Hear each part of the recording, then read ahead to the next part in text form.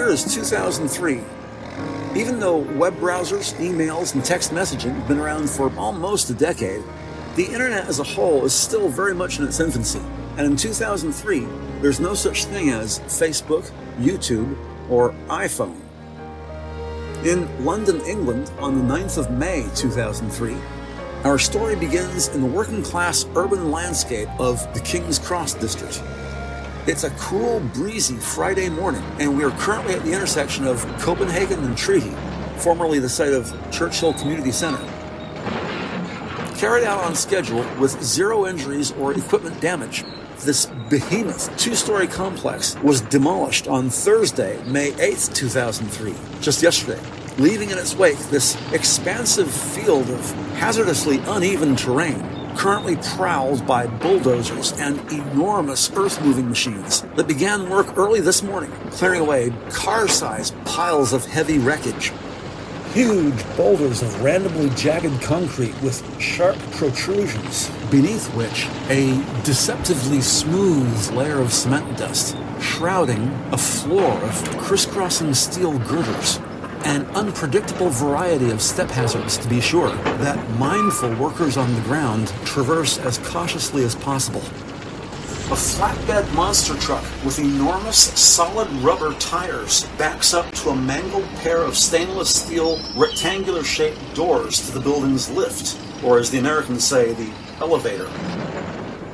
About a third of its large assemblage now buried under rocky debris.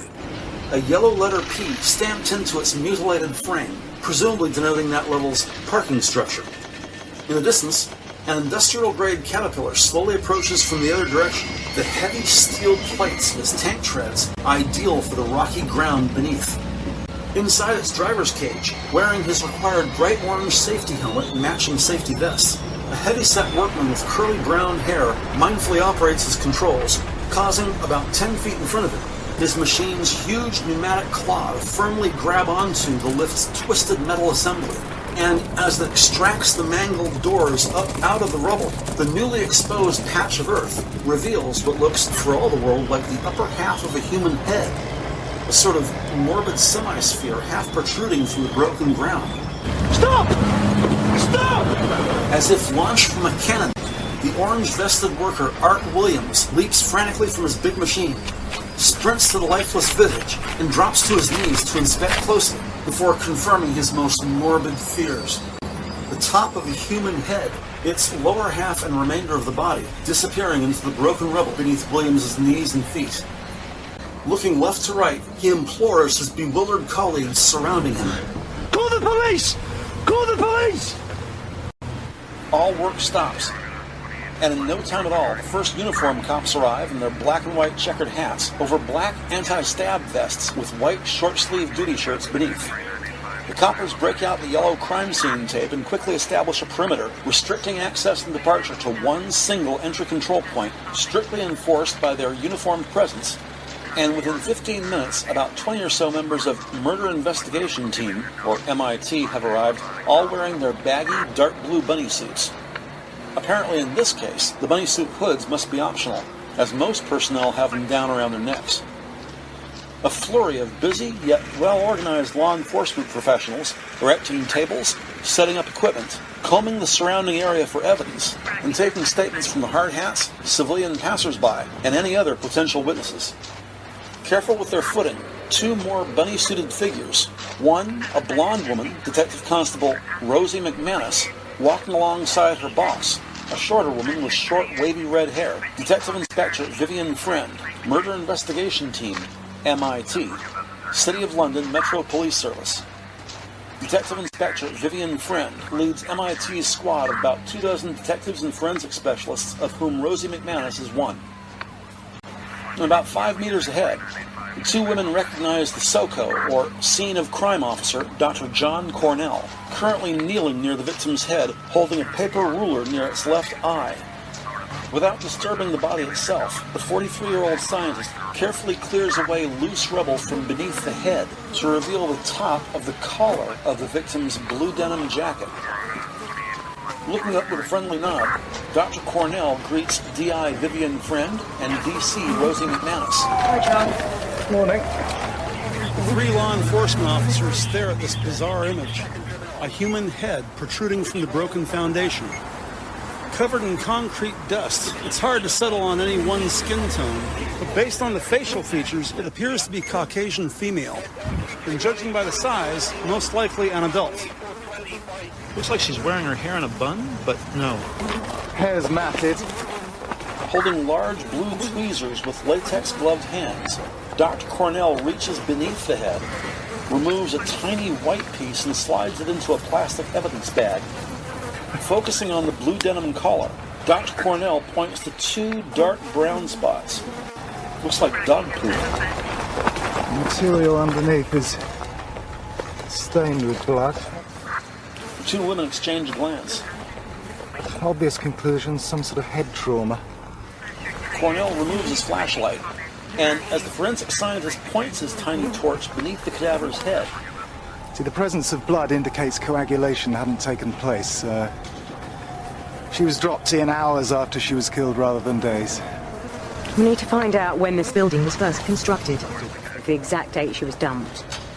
Two clean-shaven white guys, also wearing dark blue bunny suits, approach and join the group. The older of the two, second in charge, Detective Sergeant Trevor Hands, is a 36-year-old blonde man with 13 years in the job. Standing next to Trevor, a younger bloke with very short brown hair, 25-year-old Detective Constable Scott Granger, a baby-faced kid who just passed his 2-year mark with the Met, thus qualifying for his assignment to detective with M.I.T. Shoving stringy blonde hair out of her face, Detective Constable Rosie McManus looks down thoughtfully at the concrete-encased body. Will it be a long job getting her out? Well, we're going to take this one slowly. And lead investigator Vivian Friend agrees. Rush it and you can bugger up crucial forensics. Obviously, Dr. Cornell knows his job, and the rest of the team leaves the senior crime officer to do his work in peace. In the meantime, detectives will begin sifting through the missing persons enquiry forms, or MisPEFs. Contrary to folklore, it is not necessary to wait 24 hours before reporting a friend or family member as missing. According to Joseph Giacalone, an adjunct professor of criminal justice at John Jay College, quote, "There's a common myth among the public that you have to wait 24 hours before you report someone missing, but that's not the case. The number one biggest problem is that family members wait too long to report a missing persons case. You lose valuable time during those 24 hours." Unquote. And detectives with Murder Investigation Team couldn't agree more. Missing Persons Enquiry Form. Each 3-page MisPEF is initially filled out when someone worriedly reports the disappearance of a friend or loved one. In total, about 33 fields of data are entered by hand as thoroughly as possible, including but not limited to the missing person's name, their height and weight, hair and eye color, distinguishing characteristics, also home address, the last location they were visibly seen and by whom, etc. A grim but effective method of identifying dead bodies in cases just such as this. At this early stage of the investigation, MisPEFs are one of the few resources detectives have. As Trevor Hands, Rosie McManus, and Scott Granger follow D.I. Vivian Friend back to their parked cars, the lead investigator checks her wristwatch, then gestures about 20 feet behind them to another detective. Patrick and I will start trawling through the MisPEFs. From a distance, the slender African-Caribbean constable, Patrick Lincoln, calls out to his boss. Let's go! Yeah, just coming.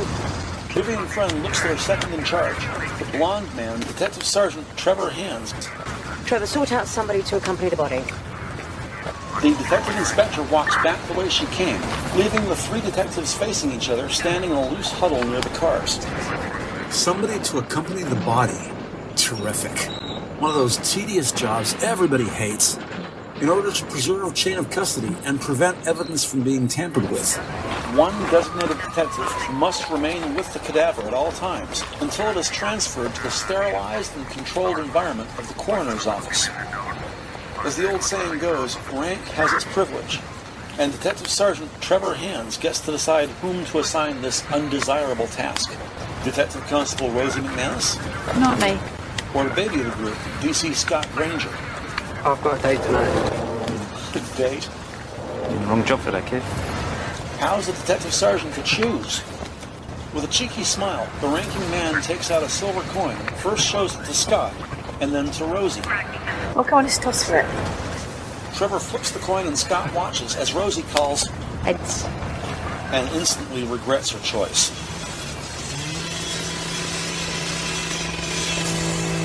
Evidentiary chain of custody.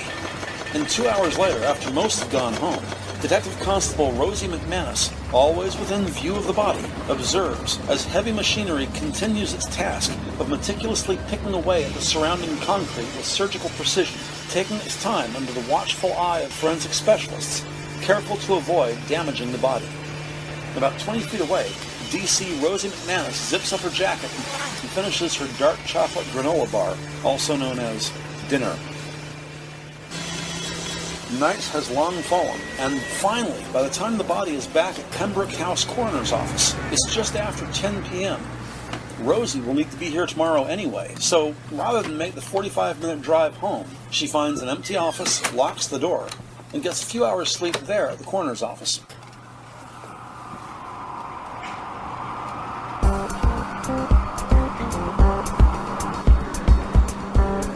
The following morning at 8:30, Detective Sergeant Trevor Hands is at the City of London Planning Office, hoping to locate the contractors who initially constructed the building and generally glean as much information as he can. During this time, across town at the Pembroke House Coroner's Office, 2nd floor, DC Rosie McManus, wearing a large white smock over her street clothes, is now standing in the brightly lit autopsy room, waiting for Dr. Cornell to begin his preliminary exam of the dead woman pulled from the rubble yesterday, now lying on a stainless steel gurney. Meanwhile, back at New Scotland Yard, headquarters Metropolitan Police Service, affectionately known as the Met. On the 4th floor of the southernmost building, the Robert Peel Wing, murder investigation team has scant information to go on.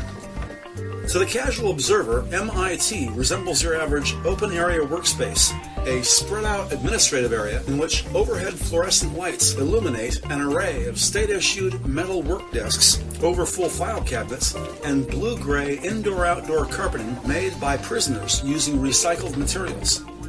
Every so often, one of the building's multiple structural pillars, decorated appropriately for its workspace environment, the nearest of which sporting a large battery-operated analog clock mounted high enough to be seen from afar, its clearly legible black numbers against a plain white background, all swept slowly and reliably, once a minute, by a thin, red seconds hand. Beneath the clock, outlined randomly with annotated sticky notes, this month's calendar of May 2003, alongside a quick-release fire extinguisher inside its own housing with a glass door, all of which recessed into the pillar. There's a small metal trash can just left of the column, and the standing wooden coat rack on its right is apparently used by at least 3 people. As with many offices, for one reason or another, the Xerox machine is located in the break room, in this case next to the refrigerator, where there's also the usual microwave, sink, and coffee pot. And in the corner near the window, a media cart with a combination videocassette DVD player beneath a humongous TV set, which is cable ready but currently unplugged. Outside the break room, on the far side of the 4th floor, there's a water fountain between 2 lifts, all of which are between 2 large, heavy doors made of polished wood, each with a vertical rectangular wire mesh window at head level above the door's pull handle. The wooden door on the left leads to the building's stairwell, and on the right, the other door leads to a living bridge which connects to the next building over, the Henry Fielding Wing. In this expansive open-area workspace, the less glamorous side of detective work, as 10 or so busy people work the phones, check local records, and generally try to learn of anyone over the years who had gone missing in the vicinity of that recently demolished building. Gone are those baggy dark blue bunny suits, and here on the 4th floor, standard office attire is business casual, sleeves rolled up, neckties optional. Facing each other, sitting at opposing desks, the 2 rookies, Detective Constables Scott Granger and Patrick Lincoln, MIT's salt and pepper shakers, are reading from a huge stack of missing person inquiry forms, or MisPEFs. Separating there are 2 desks, a sovereign border designated by a tape dispenser, a large 3-hole punch, a stapler, a Manchester United stein containing scissors, pens, a ruler, and a large letter opener, finally ending with their huge cathode ray tube PC monitors positioned back to back, taking up about a third of each desk. Across the floor, over near the double lifts, An enormous whiteboard dwarfs the short woman who reads attentively from her clipboard. Holding a dry erase marker in the other hand, Vivian Friend raises it high up and begins printing information on the upper right-hand corner. For this 5'6" detective inspector, it is a reach, but as usual, Vivian can manage. Just then, very upbeat Detective Sergeant Trevor Hand steps off the lift with his right arm extended out, pinching the corner of a huge paper survey map, which hangs down to his knees as he walks over to Scott and Patrick's desk. Seeing this, Vivian caps her dry erase marker and walks over to join him. As if laying out a tablecloth, he drapes the enormous map across the two desks, partially covering the big monitors. Trevor points confidently at a specific location. The guys at the planning office say a community centre was built there in May 3 years ago. 3 years ago? London has buildings that are literally hundreds of years old. Why were they building something new if the estate was always going to be pulled down? Different departments. The left hand don't know what the right hand's doing. Hoping to identify this woman buried in the structure of the building itself, the big question now is, when did building contractors first begin construction? Precisely what date did they pour concrete in the building's foundation? She asks if he's contacted the building's original contractors. Get back to me tomorrow. Okay. The exchange is shrugged. Tomorrow, then. Survey map in hand, Trevor goes back to his office. As she looks to her left, Vivian sees, with impeccable timing, here comes Barry Pruvis. Quiet demeanor, wire-rimmed glasses, clean-shaven white guy with brown-gray hair. Barry is the only man in a coat and tie, sort of black and gray monochrome chameleon who blends into the background. Moreover, Barry Pruvis is the sergeant in charge of the missing persons enquiry forms. Although more specifics will become available, as far as the MisPEFs are concerned, at this early stage of the investigation, Vivian distills exactly what she needs from Barry. Women possessing denim jackets missing before 2000. That narrows it down a bit. The two exchange a friendly nod, and Detective Sergeant Barry Pruvis departs, opting for the stairs instead of the lift.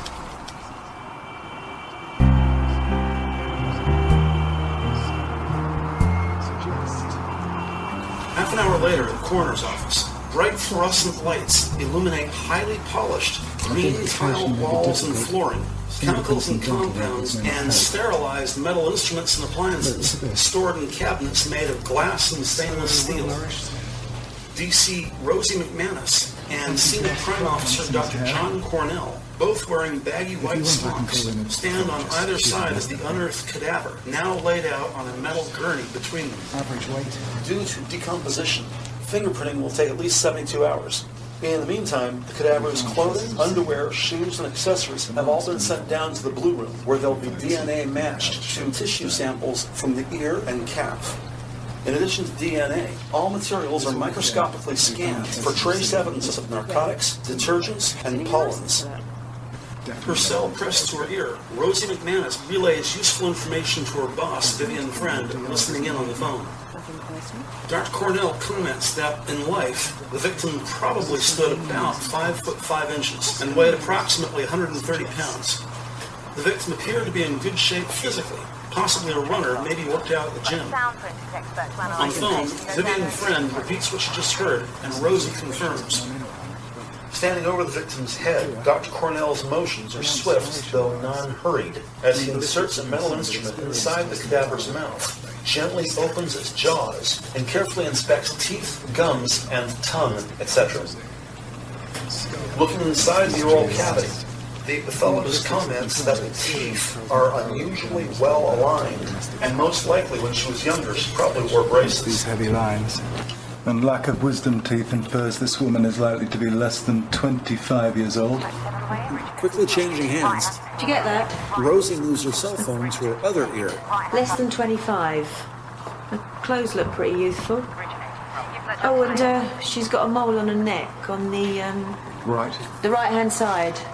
Back at M.I.T, standing near the whiteboard, Vivian calls out to Scott and Patrick. Boys, mole right-hand side of the neck. Thanks, Rosie. Meanwhile, at the coroner's office, autopsy exam room, Rosie McManus pays close attention as Dr. Cornell identifies a surgical scar on the cadaver's left knee. Surgical scar. As this Caucasian woman was under 25 years of age and in reasonably good shape, it's possible the operation was the result of a sports injury. In identifying this woman, it might be an idea to check out the local gyms and the health and fitness community. This far past death, the decomposed body is half its original weight, and Cornell has no problem carefully turning the body over on its front, face down. The deceased's back, butt, and legs are otherwise unremarkable. No tattoos, injuries, or distinguishing characteristics. Then, though he nearly missed it, near the back of the waist, just above the buttocks, Dr. Cornell spots a very small puncture mark, mostly healed up, or historic. In fact, it's a wonder he saw it. And based on its size and location, this is most likely from a spinal tap, recent. Drawing on her own bittersweet experience after the last time she would ever play rugby, Rosie asks if the spinal tap could be related to the knee surgery. Scene crime officer says, generally yes. However, in this case, the stitching from the knee surgery is at least 3 months older than the presumed spinal tap. D.C. McManus writes it all down in her notepad. McManus watches as Dr. Cornell leans in close and points to 2 deeply embedded, circle-shaped injuries at the top of the victim's head. Skull fragments embedded in the brain here. Number of indentations, diameter about 3 inches. Lump hammer, maybe? Quite some force was used. Standing upright and grabbing a clipboard, John Cornell verbally narrates the information he writes down. Positioning indicates your victim was attacked from behind. Given the number of indentations, this was a frenzied attack. A frenzied attack? Ugh. Sad. And Rosie looks down at the ill-fated woman, now laying on her front, hands at her sides. Then, noticing the victim's left hand, Rosie points to 4 cuts across the top of its wrist. What about these? Defense wounds? Looking up from his clipboard, he thoughtfully regards the 4 straight lines across the decayed flesh. Unlikely. The healed scar's quite fine, not too deep. Dunno. Craft knife?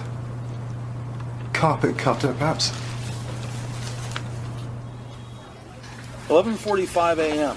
Back at the offices of M.I.T., missing persons investigator Barry Pruvis has filtered out all the men and just brought a stack of women's only missing persons enquiry forms to the conjoined desks of Detective Constables Scott Granger and Patrick Lincoln, who are already in the process, based on what few details they have, of separating the files into 2 stacks, likelies and unlikelies. Each constable grabs another MisPEF, methodically continuing his search. Patrick's first glance at the face image shows a blonde woman with gaudy lipstick and mascara, slightly out of focus, presumably based on a long shot from which the girl's face was cropped.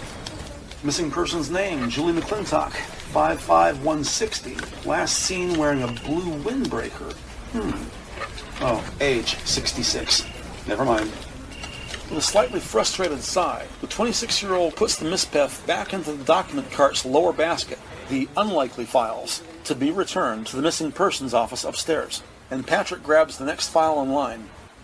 On the far side of his desk, his colleague Scott Granger looks at the face pic of a white woman with short brown wavy hair. Missing person's name, Louise Schoaf.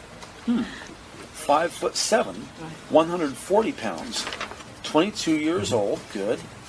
Yeah, but no mention of any blue clothing nor any mention of a mole on her neck. Still, close enough for jazz, and Scott puts the Louise Schoaf MisPEF into the stack of likelies. The phone rings and Patrick picks up. Hello. Yeah. Cupping the receiver to his palm, Patrick looks around the room and spots his boss writing on the whiteboard. Got. Yep. Rosie, line 1. Okay. Reaching for the nearest desk phone, Vivian jabs line 1 and lifts the receiver. Rosie. Rosie McManus reads from her notes. A stitching scar on her left knee, possibly a sporting injury. Okay. Oh, and a historic puncture mark on the base of the spine. It's tiny, but given its position, it could have come from a spinal tap. Okay, thanks. Surgery. Any MisPEF that's undergone hospital treatment? Hospital treatment. That rings a bell with Scott Granger, who grabs a stack of likelies and starts thumbing through the various name tabs one by one as Vivian begins walking towards his desk. The young constable spots a specific file, pulls it out, opens and starts reading. Then looks up at his boss. Scott extends his arm, handing his boss the open file. Thanks. Vivian takes it from him and begins reading Missing Persons Enquiry Form 154-2000. Name, Lucy Seabrook. Age, 19. Clothing, blue denim jacket, dark blue jeans. Surgery on the left knee. Whoa. And with a friendly smile, Great Scott hands the file back to him and asks him to run a furtherance and follow-up F&F on 154-2000. In accordance with an office protocol to which he is new, Scott makes 2 full-color copies of the 3-page MisPEF. He then separates page 2 and faxes it to the forensic odontologist, Emery Chandra, for confirmation. Next, Scott returns the original MisPEF upstairs to Barry Pruvis and Missing Persons. Oh, Scott, well done. But with 2 copies in hand, he takes the lift back down to M.I.T. When he sees Detective Sergeant Hands out of the office, Scott puts a copy in Trevor's inbox before walking down the hallway and hand-delivering the second copy to Vivian about 10 minutes after they had just spoken at Scott's desk. Now alone in her small office, sitting at her own desk, Vivian looks at a tiny face image in the upper right corner of the missing person, Lucy Seabrook. Caucasian, a brown-eyed college student crowned with auburn red hair and a tightly curled perm which hangs just down to her neck, framing a round, clean-scrubbed face free of lipstick, mascara, and makeup. Vivian feels a wave of confidence, certain this is the woman they pulled from the rubble just yesterday. Lucy Seabrook. Lucy Seabrook. Vivian starts to remember. Lucy Seabrook was a child cancer survivor, so happy to have lived. As a young girl, she went on to do charity work for hospital. Cross-country cycling for charity, sponsored by local friends and family members. Got her name in the news, yes, and sure enough under references, it says video cassette FA 154-2000 of press appeal, local news. A press appeal. So somebody missed this woman. The victim was single, so there's no husband to interview. Also under references, OI pound 154-2000. Just after this MisPEF was filled out, coppers opened an original inquiry. So if the single 19-year-old had a boyfriend or a girlfriend, they should have a name on file in the OI. After 3 years, if it still exists. as she gets up to leave her office, the tall man standing just outside her door is her immediate supervisor, Detective Chief Inspector Malcolm Savage. Getting somewhere. Yes, sir. This is looking very likely. It's 19-year-old Lucy Seabrook. She hands him her copy of the MisPEF. He puts on his glasses and reads the file's contents as they walk down the hall toward the open-area office space. She could be our victim. She went missing, what, about 3 years ago? Yeah, that's right. The name Savage might be a bit ironic for this tall, thin Englishman smartly dressed in a dark gray pinstripe three-piece business suit. A tiny gold chain suggests an accessible timepiece in the pocket of his vest. A few years older than Vivian, seemingly twice her height. But in fact, Vivian's about head level with her boss's red tie. Wasn't there a lot of publicity at the time? Yeah, she was a leukemia sufferer as a child. Went into remission after treatment and was cured. She then turned her hand to fundraising as a thank you to the hospital. She raised $1 million over 8 years. In the center of the fourth floor, Vivian raises her hand, gestures for all to come close, corralling her team for an impromptu meeting. As her boss, the tall man, Malcolm Savage, Closes the file and hands it back to her. As the crew assembles, DC Scott Granger whispers something to Rosie McManus, who flips open a notebook and writes down, "Victim Lucy Seabrook." Her parents did that high-profile appeal. Vivian turns to face Missing Persons Detective Sergeant Pruvis. Barry, did the original inquiry look at family connections? Uncles, cousins? Philip Seabrook's no family to speak of, brought up in care. Celia's family now live up north and visit yearly. Still holding a notebook, Rosie writes down parents, Philip and Celia. Gesturing with MisPEF, Vivian says at the time of death, the victim, Lucy Seabrook, was single. And about a boyfriend? Parents didn't seem to think she had one. Same with the university friends. Holding her notebook, Rosie writes, parents, friends say no boyfriend? ? Barry Pruvis shows Vivian an 8.5 by 11 glossy photo of their victim, Lucy Seabrook, indoors, standing with a tall blonde man with a mustache. Same with the university friends. The original investigation failed to identify this man. In the picture, Lucy Seabrook and this mystery boy, both standing over the green felt of a pool table, a dimly lit environment, presumably a billiards hall, each young adult holding a pool stick comfortably gripped at shoulder level.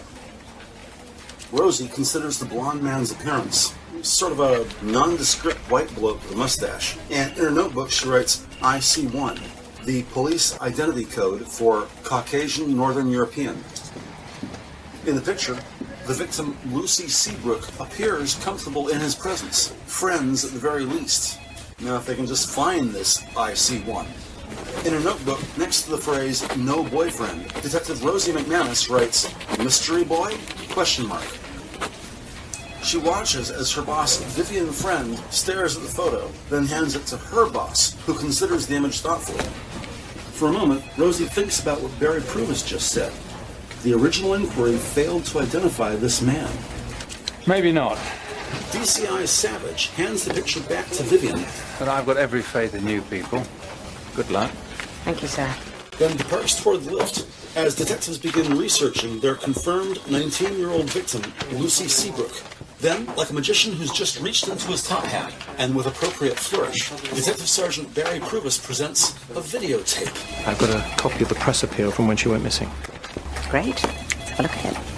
In the meantime, Trevor Hands is expecting a phone call from building contractors, and a 38-year-old detective sergeant steps into his office as Vivian, Barry, Rosie, and Scott all file into the break room to watch the press appeal of the missing woman's parents, Philip and Celia Seabrook, begging for the public's help in finding their missing daughter, Lucy.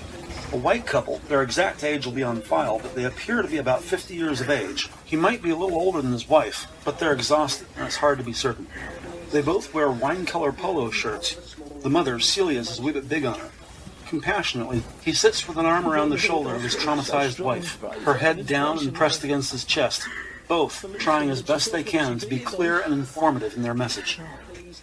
As the 60-second press appeal nears its mournful end, a distraught Phil Seabrook is currently saying his 19-year-old daughter, Lucy, was last seen leaving their pub wearing a blue denim jacket over a black concert t-shirt. And dark jeans. If you have any information, however small, please come forward. Both appear shocked, with deep circles under their eyes. The mother, Celia, momentarily takes her head off her husband's chest. I just want my baby back. Detective Constable Patrick Lincoln clicks the remote. You got her now? And gently puts it down. The image of the grieving middle-aged couple cuts to black with an all-caps white text overlay. OI #154-2000. Missing woman, Lucy Seabrook. Last seen, May 4th, 2000. This video recorded, May 7th, 2000. Poor woman. Just then, Detective Sergeant Trevor Hands enters the room holding a small slip of paper. Contractors have been in touch. Foundation was laid May 5th, 2000. Morning after Lucy went missing. May 5th, 2000. Trevor follows Vivian out of the break room as she approaches the large whiteboard and picks up a dry erase marker. They can be that precise. Yeah, the concrete's brought in off-site. In the center of the whiteboard, beneath the phrase, building foundation laid, Vivian writes down the date, May 5th, 2000, just as Barry Pruvis appears, clutching a fact sheet like it's a winning lottery ticket. Odontologist has been on. Lucy's dental records. They're a match. Right. Okay, Rosie, let's go and see the parents.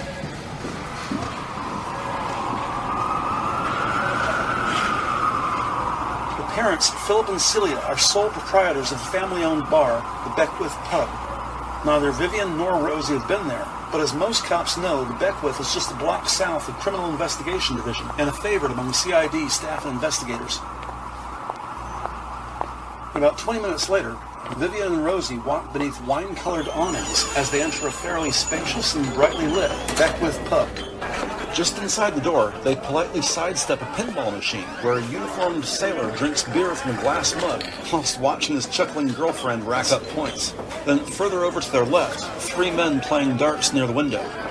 A rich combination of smells wafts about the room, most prominently beer, cigarettes, and fish and chips. Like most bars, fashion and formality run the gamut of all extremes. Just in their regular office attire, the two detectives fit right in. And when the only waitress in sight gives them a friendly greeting, they immediately recognize Celia Seabrook from the videotape back at M.I.T. And quietly, Rosie confirms. Mrs. Seabrook. Then, as any customers would, Vivian and Rosie cross the room, then stand at the bar politely waiting to be served, each woman casually resting an elbow against faux mahogany, pleasantly taking in this upbeat and familial ambiance typical of British pubs. Behind the bar, stuck to the wall, Vivian spots a bunch of newspaper clippings and family pictures posted conspicuously at eye level. A thoughtfully compiled biography documenting various ages of the brief and productive life of amateur cycling's charity fundraising champion, Lucy Seabrook. Local girl Lucy Seabrook beats leukemia. Lucy Seabrook, aged 4, has finally won her battle against leukemia. After nearly 2 years, this brave young girl can at last see the light at the end of the tunnel. Next to this clipping, a color glossy photo of Christmas morning. A tiny 5-year-old girl, her head nearly engulfed in a joyous storm of red auburn hair. Delighted as she unboxes the bright pink packaging of her new Playschool Major Morgan the electric organ. Another article, Lucy does Land's End to John O'Groats in record time. 12-year-old Lucy Seabrook seems to be an unstoppable force. Over the past 5 years, little Miss Seabrook has raised nearly £60,000 for various cancer charities. If she keeps going at this speed, she'll be up to £1 million before not too long. Another black and white newspaper picture. Lucy is a tween, maybe 13 years old, give or take. Her triumphant smile rising up from the bronze medallion which hangs from the white ribbon she wears around her neck. Immediately behind her, a delighted 30-something Phil Seabrook lights up the house with that unique pride seen only in parents and grandparents. Another newspaper article, this one framed on the wall next to Vivian's shoulder, highlights Lucy's teenage years, and the detective inspector recognizes its black and white image from the color version seen in her missing persons file. The by now familiar face, clean scrubbed with no makeup, Lucy at about 17 wearing a white jersey with her black cycling helmet wedged under the crook of her arm. Here, now, standing at the bar, Vivian and Rosie observe the mother, Celia, working her business and keeping the customers satisfied. Turns out that she had no gag reflex and a trip The club owner then steps behind the bar and approaches these two women who are waiting. Now, you two look like the gin and tonic types. Detective Constable Rosie McManus Mrs. Seabrook. takes out her badge and police ID. I'm DC Rosie McManus, and this is DI Vivian Friend. Celia Seabrook's smile is gracious. Ah, you must be new.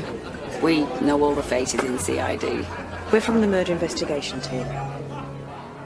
Murder investigation team. In this context, what a ghastly phrase. Celia's body movement stops, and her expressionless face falls into a dead-eyed stare. She swallows, and pleads for help. Phil? Phil approaches wearing the same wine-colored polo shirt as his wife, same Beckwith pub emblem on its breast pocket. Unaware of what was just said, as he steps near his wife, the husband, Phil's expression is receptive, his smile uncertain. Oh, yeah. Where did you find her? Instantly clear on the concept, the husband, too, shares that same scared, disoriented expression as his wife. Detective Inspector Vivian Friend lowers her voice. I wonder if we could discuss this in private.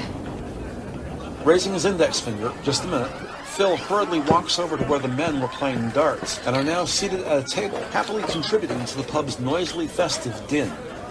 Phil Seabrook leans in and discreetly says something to a bald man, whose laughter abruptly slams to a stop. His alert eyes shoot across the room to find Celia. Then he snaps an equally alert focus back on Phil. Both men say something and nod yes in concerned agreement. As Phil comes back to the bar, the bald man at the table rises to his full height of about 6'3". Whoa, tall. He grabs an apron and steps behind the bar at the other end of the room, near the pinball machine where Vivian and Rosie first entered. Here at this side of the room, Phil once again stands near his wife Celia, who lifts up on a hinged section of countertop. Detectives follow the couple down a hall, passing a staircase leading down, as well as a brightly lit room on the right. And as Phil opens a door on the left, The group ascend a narrow yet equally brightly lit staircase. Beneath their feet, the wooden steps are in good repair. Solid, very little creaking. Upstairs, other voices can be heard from behind the door. At least 2 people speaking quickly and in friendly tone. Then music, followed by adverts. The telly's been left on, maybe to mitigate the unlocked door. At the top of the stairs, Celia opens the door, and all in, the group find themselves in a thoughtfully designed, open warehouse-style studio flat. Lack of internal walls allow for more elbow room. The open loft features all the amenities of a living room, bedroom, home office, and kitchen, and a curtained-off alcove on the right, most likely their bathroom. Homey and well lived in. Generally clean, dry, and serviceable. No evidence of pets or children, and it appears neither partner smokes. On the left of the room, a dark blue futon, currently configured as a second sofa, with a TV directly in front of it. Its bulky frame of wooden slats presumably unfolds to a queen-size bed. End tables on either side, each with its own drawer. His has an alarm clock radio and a bottle of pills. Hers, a landline telephone and a pair of eyeglasses. Above its headboard, a large awning window, closed, showcases London's overcast skies. Celia turns off television. Just past the futon on the far left corner of the flat, a computer monitor, keyboard, and mouse sit on a small card table, where there's also a folding chair, a small designer rubbish bin, and a canary-colored 2-drawer knee-high file cabinet, on top of which a Lloyd's of London mug sits empty, and a tiny forgotten string hangs from its rim. On the calendar, the date May 25 is circled, SW.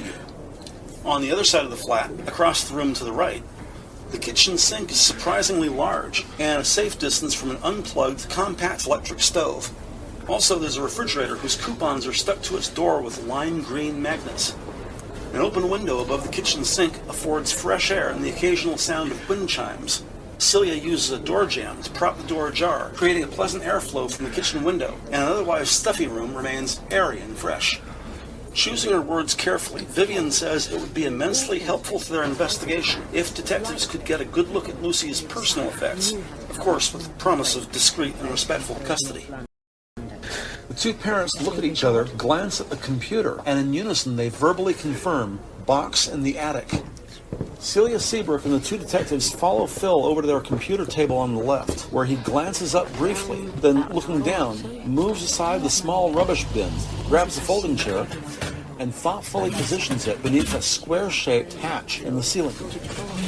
As he steps up onto the folding chair, the grieving 50-something father reaches up, opens the latch, and pulls down, open the door, causing a wooden ladder to slide down almost to meet the chair.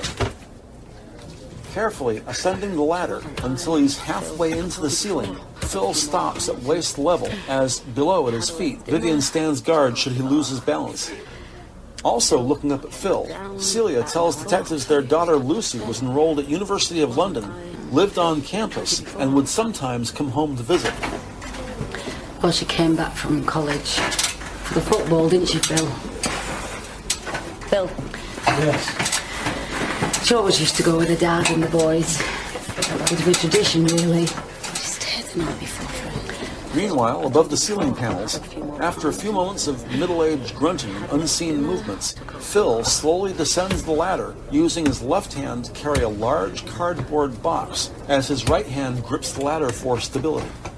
Offering her assistance, Vivian Friend reaches up, and he hands her a dusty open box containing at least 1 secondary school yearbook, a personal address book, bonus, a cycling trophy, and the few remaining personal effects of the late Lucy Seabrook. As Celia continues speaking, Phil grabs the ladder's lowest rung, slowly lifts up until he hears it click, then gently pushes the entire door all the way up until it closes completely with the twist of its latch. He steps down off the chair, pushes it back under the table, and politely takes the open box back from Vivian. His wife Celia slowly leads the group to their modest sitting area in the middle of the room. 2 very old wingback chairs of forest green placed at an angle across from an off-white, reupholstered sofa, all of which surrounding a squat, brown wooden coffee table between them. With a far-off stare, a grieving Phil Seabrook sits on the sofa next to Celia. He puts the open box down on the floor in front of him, takes out a small brown teddy bear, holds it in his lap, and begins to quietly weep. Each detective sits in a wingback chair. Reading from her own copy of the MisPEF, Vivian Friend confirms the last time they saw their daughter actually in person was here at the pub on, May 4th, 2000? And Celia agrees that is so. Then, with pen and notebook in hand, Rosie McManus asks the Seabrooks, what happened the night she disappeared? That lot came back from the game, and I worked the bar so that Phil could have a few drinks with his mates. And she left about, I don't know, what was it, love, just after 10? Phil? Yeah.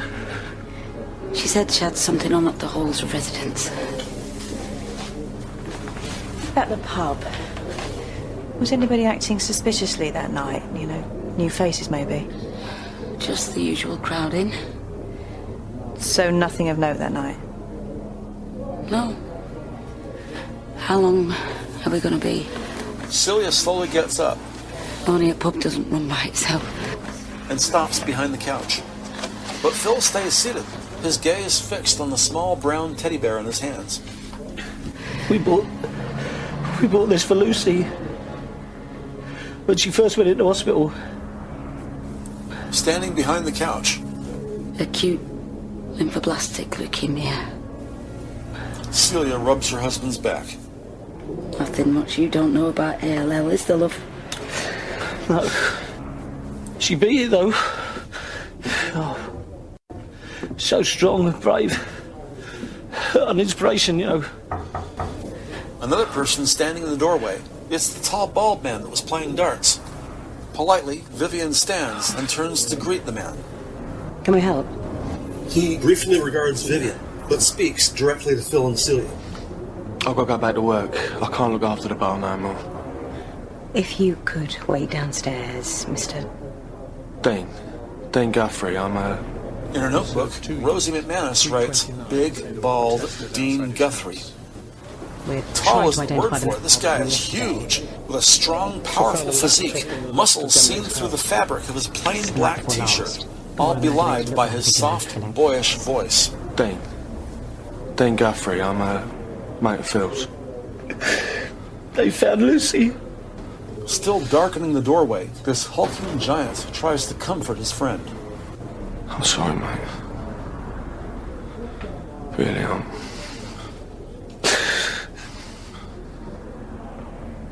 When can I have her back? She's been on her own. She's been on her own too long. As soon as the body's made available, then I'll... Body? Please, He looks at his wife. She said body! Phil, stop it. Shut up! He stands up, screaming directly at Vivian. You said body! That is my daughter! He shoves her so hard, Vivian's head flumps like a rag doll as he advances. But the others grab Phil by his shoulders and belt and pry loose this angry maniac away from the detective inspector. The furious man points an angry finger at Vivian. Shut up! My name is Lucy, and she's my little girl! And gently though firmly, the group forces this sobbing father to sit down on the sofa. Partly out of compassion, but also in case there's a need to restrain. Rosie McManus gently rests a calming hand on the man's shoulder and soothes him. She's sorry for his loss. My name is Lucy. So she understands. Miss Lucy. Yeah. In a moment, cooler heads prevail. As tensions de-escalate, detectives offer condolences, saying they are truly sorry for the couple's loss, and they're committed to finding their daughter's killer and bringing this monster to justice. Detective Constable Rosie McManus advises Phil Seabrook he has just physically assaulted a law enforcement officer whilst in the course of her duty. Protocol demands DC McManus advise both parents that she and Vivian will return tomorrow, and if Phil pulls this nonsense again, he'll be facing up to 6 months imprisonment and a fine of up to £5,000 per Section 89 of the Police Act of 1996. Is she perfectly clear? As detectives take their leave, Rosie gives the Seabrooks their calling card and says they'll see them tomorrow. Don't do this again. And they're very sorry for their loss. Carrying the box out to their car parked at the curb, Vivian thanks Rosie for having her back. Rosie McManus says we live and learn. She looks at her boss. How's your neck? Better than my ego. Vivian steps off the curb, walks around the passenger side, hoists the box up onto the roof of the car. Then, checking her cell phone, caller ID says pathologist John Cornell, and Vivian hits the green button. Friend. John. Right. During this time, Rosie reaches across the roof of the car, grabs the box, and puts it in the back seat. Okay, thanks for letting me know. The pathologist found bones from a fetus. Lucy Seabrook was pregnant. So, 19-year-old Lucy Seabrook was pregnant. Vivian gets in the passenger seat, but Rosie, still standing curbside, looks in at her boss and says so long as they're here anyway, they may as well tell the Seabrooks. But her boss says no, now's not the time. And dutifully, Rosie gets in the car, and the two drive back to M.I.T. This does not sit right with Rosie, and by the time they get back to the office, the subordinate still disagrees with her supervisor. Don't you think that Lucy's parents have a right to know? We don't tell them unless I decide differently. Uncapping a dry erase marker, Vivian approaches the whiteboard. Okay, everyone, listen up. So, And beneath the words, Lucy Seabrook victim, turns out that Lucy Seabrook Vivian writes the word was pregnant. pregnant.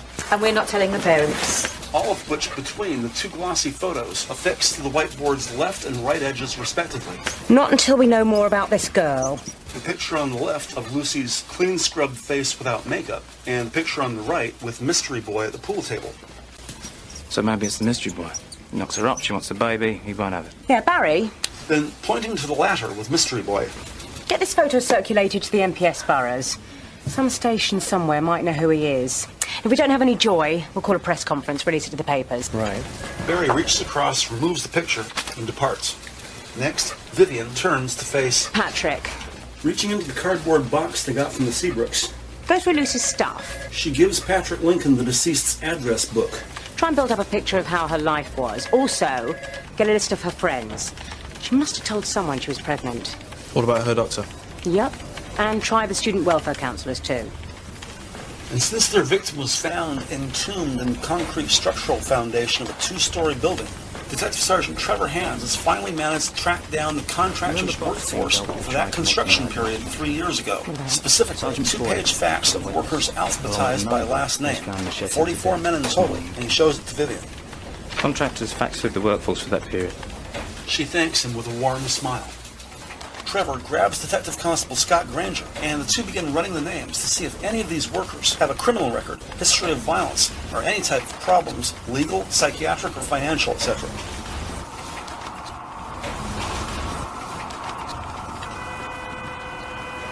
Weekends are never long enough, especially in the first phase of an investigation. 2003, May 12th, Monday morning, 7:45 a.m., downtown London. What was pea-soup morning fog has mostly dissipated as a double-decker bus, Route 24, gradually zigzags its way south on Charing Cross Road. Inside the bus's lower level, seated facing forward in a seat nearest she could find to the bus's rear exit, Detective Inspector Vivian Friend enjoys the one relatively quiet part of her day, her morning commute. A few pleasant moments in which Vivian can devote herself to happily mindless daydream. Looking out the window up ahead to her left, St. Martin in the Fields never fails to amaze Vivian.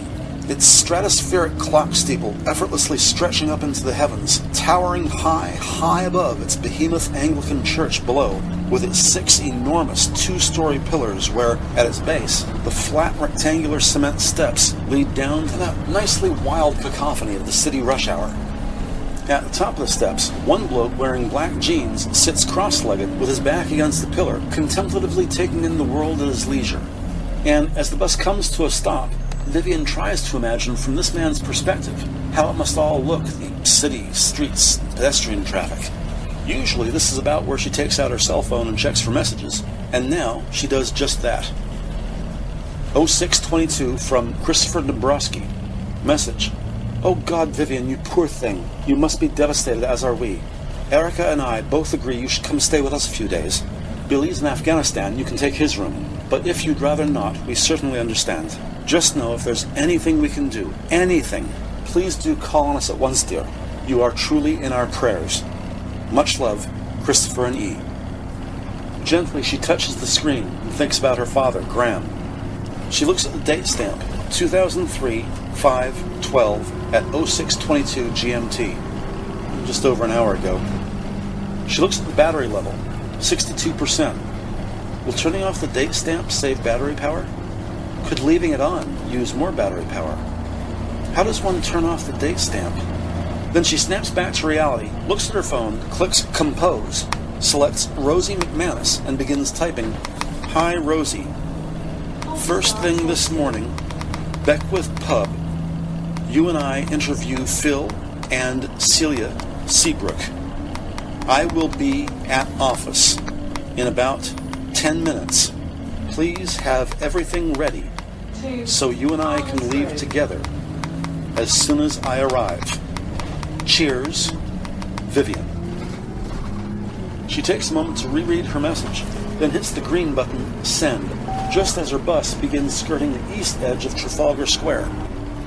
She looks out the windows to her right to see that equestrian statue of King George IV, cloaked in Roman attire, seated bareback on his horse, standing calmly on all four legs.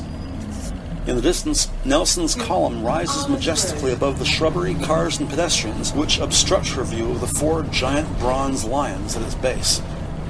The road bends sharply to the right, and her tall bus tips very slightly to the left, just as it does every day. And experienced commuters laugh mostly, openly mocking peril, with a friendly sense of passenger camaraderie. Now starting to face west, the bus abruptly slows almost to a stop before veering left, then continuing its southbound trek down Whitehall Street, which now becomes Parliament Street. When they pass the second equestrian statue, this one of Duke of Devonshire, Vivian rings the bell, and in a few seconds, the red double-decker comes to a stop in front of the House of Commons nursery and preschool. Following three of her fellow commuters, Vivian approaches the exit, grabs its floor-to-ceiling metal safety pole, and hops off the bus, alighting heels to sidewalk. Now, standing on the east side of Parliament Street, Vivian watches the departing Route 24 continue its southbound journey. Turning north, she walks briskly back the direction she came, then accompanies another group of pedestrians through the Derby Gate crosswalk, where she continues walking north. If she goes in through Richmond House here on her right, it would be a more direct path, but no. Despite rain in this morning's forecast, it's actually a very pretty spring day, cool and sunny under mostly blue skies. So instead, she walks around the north side of the building where, turning right, she's kissed by a lovely cool breeze blowing in off the River Thames.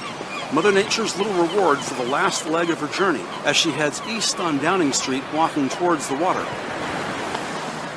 Passing the Crime Museum on her right, she looks ahead in the distance, far side of the River Thames. Her fair city's iconic Ferris wheel, the London Eye, looks back at her. Now at Metro Police Services, she gives the famous landmark a friendly wink before opening the enormous glass door and entering the building at 7:55 a.m.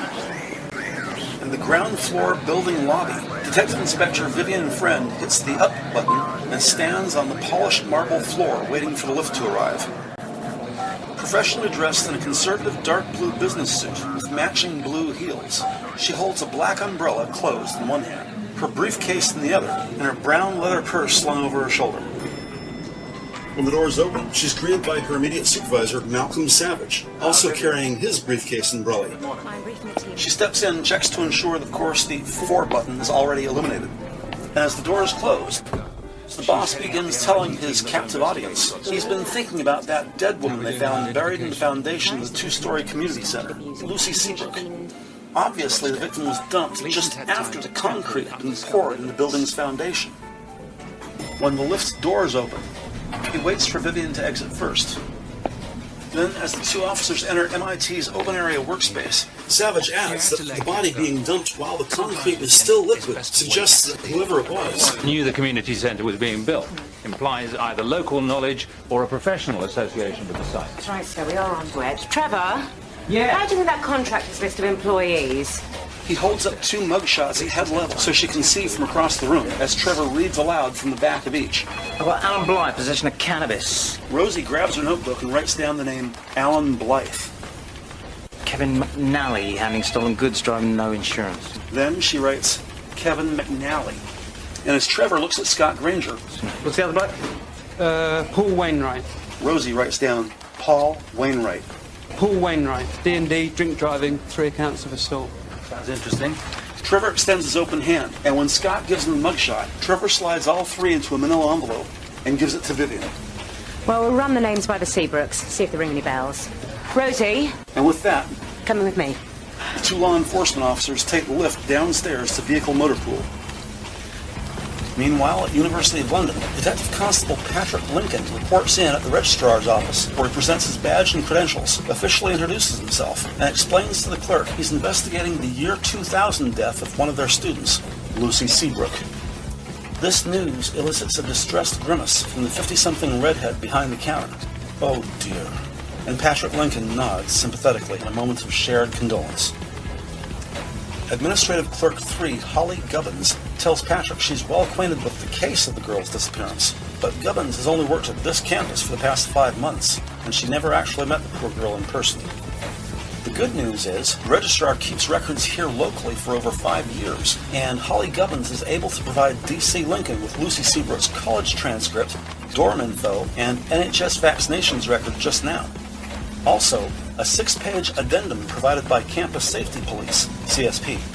As is policy, anytime a student goes missing, Campus Safety Police runs its own original inquiry into the student's disappearance.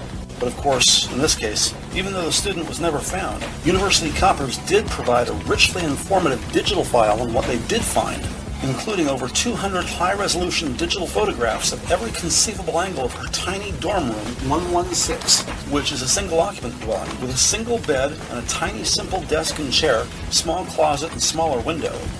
The laboratory is shared with a student next door, Delia Waterman, and Patrick writes down the name, Delia Waterman, as well as the mobile number on file, which might not be the same now, but at the very least will help to find her. Lincoln puts away his notebook, collects all the documents he's been given, and stows everything in his courier satchel. He thanks Holly Gubbins for all her help, and with the blessings of the registrar's office, the 26-year-old detective begins walking the campus, hoping to find students in the senior class who might have known Lucy Seabrook, and trying to get a basic picture of this student as she was in life. Meanwhile, at the Beckwith pub, arriving about an hour before the pub is open for business, Vivian and Rosie speak with Mr. and Mrs. Seabrook in the relative silence of an otherwise empty bar. A very contrite Phil Seabrook apologizes for his previous outburst. He is very sorry. It will not happen again. And please, how goes it with their search for Lucy's killer? Vivian says they just found Lucy a few days ago. It's early on in their investigation. Pulling out the large manila envelope, Rosie McManus hands them the mugshot of Kevin McNally. Have they ever seen this man? Phil takes the glossy, regards it thoughtfully, and shows it to Celia. A moment's careful consideration renders only blank head shakes. No. Rosie takes the picture back and exchanges it with the mugshot of Paul Wainwright. Yeah, Paul Wainwright.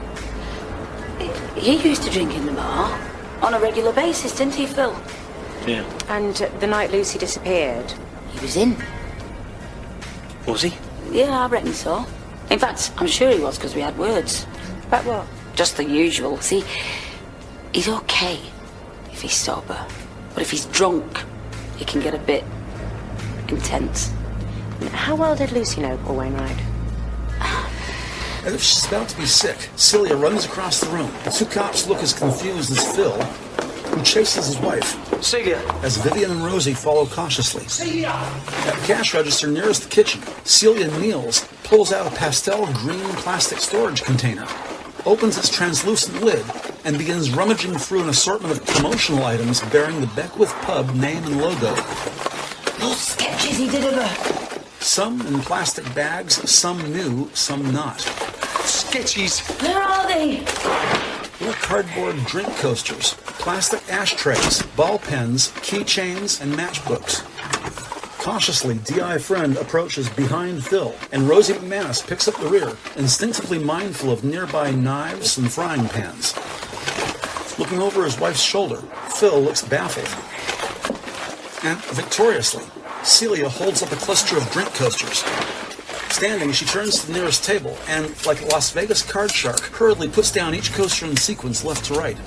Vivian and Rosie see elaborate and skillful ink drawings of men's and women's faces, a different customer or staff member on each coaster. Then, of course, the face of Lucy Seabrook, which she puts down apart from the others. Wainwright said she had lovely bone structure. Angrily pointing at the image of her deceased daughter's face. The perfect model, he reckoned. He said he wanted to draw a nude. Huh? Phil and Celia tell detectives what little they know about Paul Wainwright. He's an annoying drunken sot. He's been nicked at least once that they're aware of, maybe more.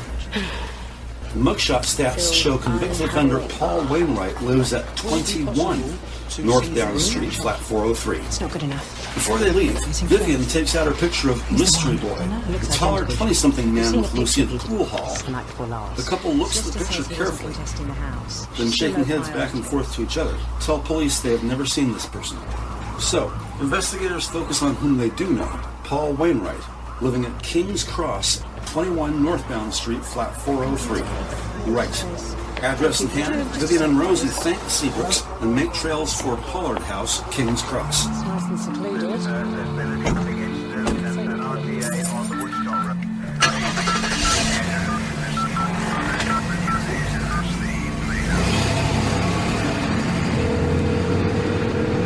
As Rosie drives, Vivian calls M.I.T. and tells Trevor Hands that they've got a bite on the mugshots of those construction workers who ran down. She tells Trevor to run a comprehensive background check on previous offender Paul Wainwright. What's he been up to since his release from Her Majesty's Prison Service? His daily routine, current employment, friends, associates, and especially anyone he might know from the Beckwith pub. Call DVLA and pound his car so they can run it for DNA evidence. Admittedly, it's a long shot, but if Paul Wainwright drove Lucy's body to the construction site, even though it's been 3 years, it's just possible Lucy's DNA might still exist somewhere in the car. Trevor acknowledges, affirming, good, he's on it. But, Trevor adds, because of 3 years' worth of decomposition, they're still awaiting Lucy's toxicology report, which means they do not yet have the DNA profile to send to NDNAD. With a frustrated sigh, Vivian asks how long. In this case, it'll probably take an extra 12 to 18 hours. After wrapping up her phone call with Trevor, Vivian then puts in a call to the National DNA Database, or NDNAD. She waits a beat, then enters the phone extension of Jim Daws, Murder Investigation Team's liaison at the database. Sitting shoulder to shoulder, Rosie can't help but hear Vivian's side of the conversation. A few pleasantries, and as lead detective pulls out Paul Wainwright's mugshot, Vivian asks how long it'll take to request his DNA profile. Listening mindfully as Jim Daws says something, Vivian then replies with, a former inmate, yeah. Name is Paul Wainwright. Quickly, Vivian checks the back of the mugshot and recites his prisoner ID and CRN, or crime record number. A longer pause, and Vivian and Rosie exchange glance. Then Vivian says the victim is Lucy Seabrook, case number 154-2000. Right.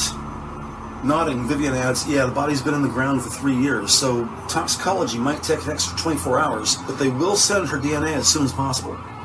She thanks Jim Daws and says either she or a member of her team will be in touch. During this time, across town at London University, D.C. Patrick Lincoln has yet to locate anyone who knew Lucy Seabrook 3 years ago. And if Lucy did have any college friends, only one is currently enrolled at London U. Add to that, the address book Vivian and Rosie got from her parents is mostly unused. The good news is, 3 years ago, campus safety police took statements from 4 of Lucy's friends, though the actual word friend wasn't used by any of them. The only thing remotely interesting is that all 4 statements agreed that Lucy had an explosive temper, but other than that, they didn't say anything significant or useful to the investigation. And so it is, D.C. Patrick Lincoln finds himself at the offices of Campus Safety Police, CSP, where he's fortunate to meet with Sergeant Alan Kensington, the one person here on campus who, 3 years ago, was one of CSP's most experienced constables working the Lucy Seabrook missing persons case.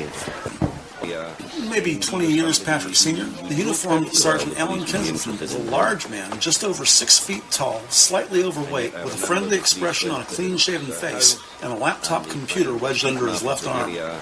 Brief introductions, and Sergeant Kensington suggests they speak in the conference room. As two men walk down the hall, DC Lincoln says he will read CSP's report when he gets back to MIT. But of course, whilst here on campus, Patrick would be remiss if he did not first touch base with Sergeant Kensington. Balding but for a few strands of red loitering just above his ears, the 40-something lawman nods in full agreement. And as he opens the door, Sergeant Kensington speaks with a slight Scottish accent, telling Patrick that his friends call him Kenny. The narrow meeting room is dominated by a polished oak conference table with two small chairs on each side, sufficiently spaced far enough apart there's room for a third. And just above the distant end of the table, Patrick spots a wall-mounted video screen. Its placement is such that with the door open and the lights off, the dim midday light is ideal for viewing graphics and images, but still bright enough to read one's own notes. There's a mirror and paper towel dispenser above a sink, coffee pot, and a box of tea surrounded by 3 non-matching ceramic mugs. On the adjacent wall, an expansive bulletin board with various diagrams, notices, a hand-drawn map, and 3 mugshots, immediately right of which, a large framed portrait of Prime Minister Tony Blair, his smile less gleeful and festive, more confident and responsible. Next to that, a digital clock with bright red numbers, displaying the current time as 12:15, prompting DC Lincoln to pull back his sleeve and check his Timex Ironman wristwatch. As Kenny plugs his laptop into a small port built into the table and begins typing, Patrick pulls out a chair and takes a seat, putting his satchel in the chair next to him. At the far end of the table, the overhead monitor lights up with a full-screen image of Lucy Seabrook's student ID. Kenny clicks his mouse, and it's replaced by an exterior shot of Seabrook's ground-floor dorm window. 2 light green mugs on the windowsill, and in the distance, inside the room, a uniformed 30-something woman writes on a clipboard. Kenny clicks the mouse, and they see the soap dish at the edge of the sink. Kenny says each room has its own mirror and sink, across from which there's a door leading into the loo, which connects to and is shared with the neighbor next door. Next, a picture of Lucy's desk, apparently mostly unused, but for the alarm clock radio at the corner, which in this picture reads 9:47 a.m. Kenny clicks the next picture. Apparently, before leaving the room that day, Lucy Seabrook had made her bed, a small, single, with a happy-looking bright orange comforter. At the foot of the bed, under the bed, a very formal-looking pair of black 2-inch heels, alongside a pair of white trainers, then an expensive-looking pair of gray running shoes. The next picture is of an open pizza box with a small paper satchel of mozzarella cheese and 3 discarded pizza crusts. Just 3 crusts, that's all? Why not all the crusts? So maybe some other diner did eat the crusts. Next, a close-up of the delivery label, which reads, Anna Devine, room 116. Anna Devine. Kenny grabs the report and reads its cover sheet, then flips to the next page, then the third. Kenny says, yes, Anna Devine. Lucy might have taken in a friend as an unregistered roommate, sort of stowaway. The students do that. Patrick writes in his notebook, Anna Devine, roommate? ? The old guard leans back in his chair, says technically against school policy, but, students are students. And as far as CSP is concerned, it's not actionable unless a crime occurs, such as guns, drugs, or prostitution. The young rookie looks surprised. Prostitution? Kenny laughs. Well, seldom, but from time to time, yeah. It's not like the curb crawlers picking up girls roadside. These girls, sometimes the boys too, are smart. They rely on text messaging in their dorm rooms for safety. Kenny clicks the mouse, and next they're looking at a much thinner Corporal Alan Kensington, seen straight on taking a picture of us, the viewer. And noticing the text is backwards, Patrick realizes this is Lucy Seabrook's wall mirror.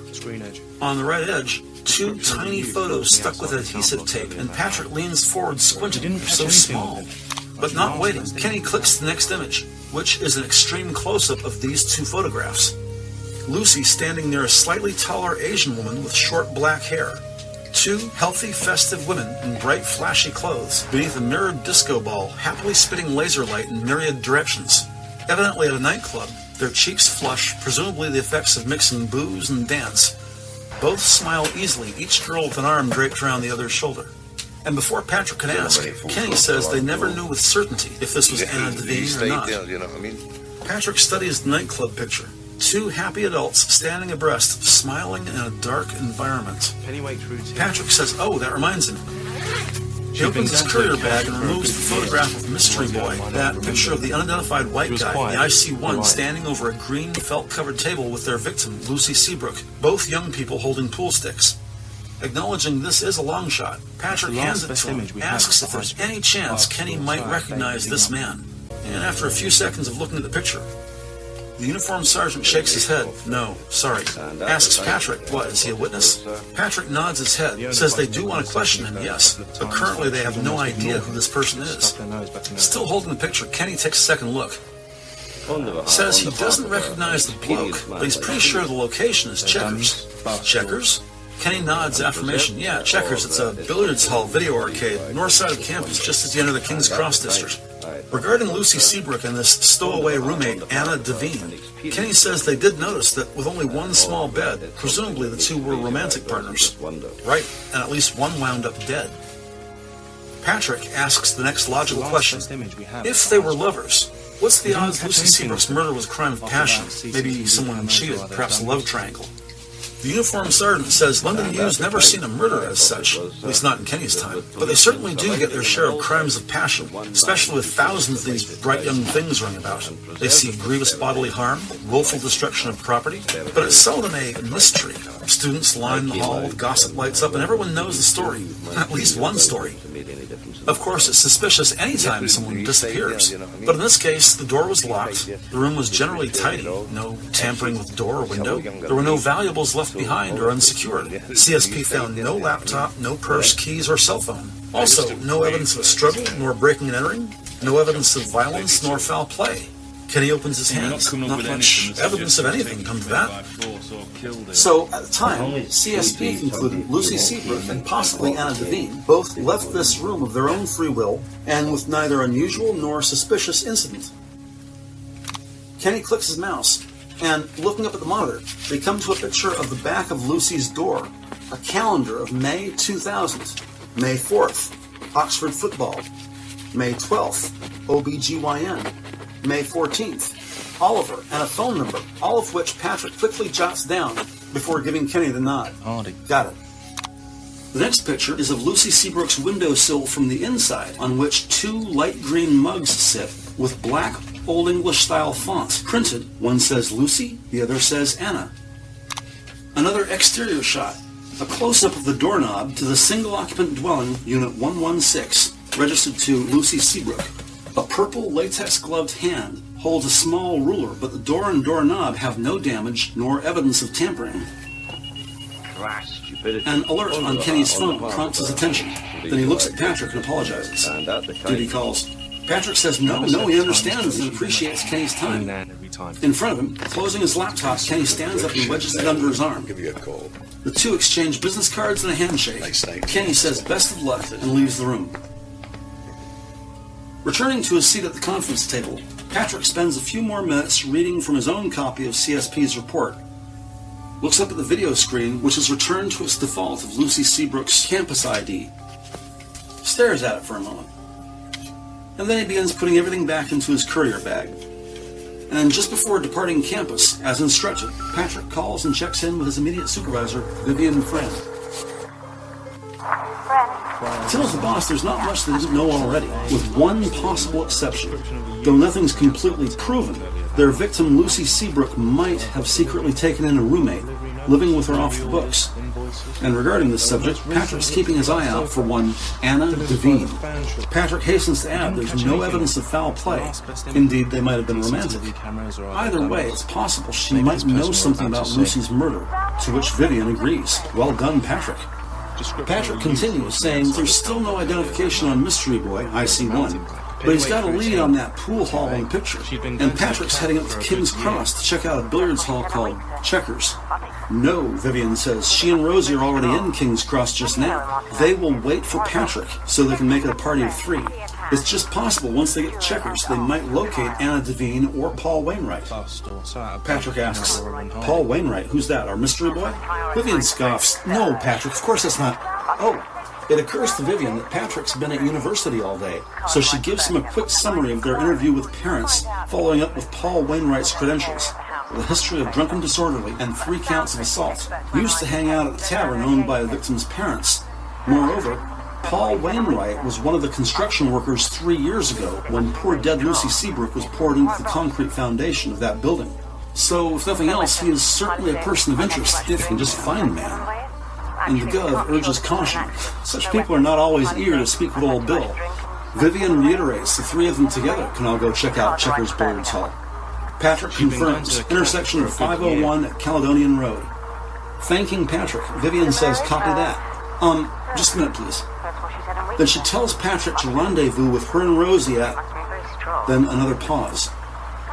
Rendezvous with her and Rosie at London Kebab, about a half-mile north, small mom-and-pop restaurant at the intersection of A5200 and Copenhagen Street.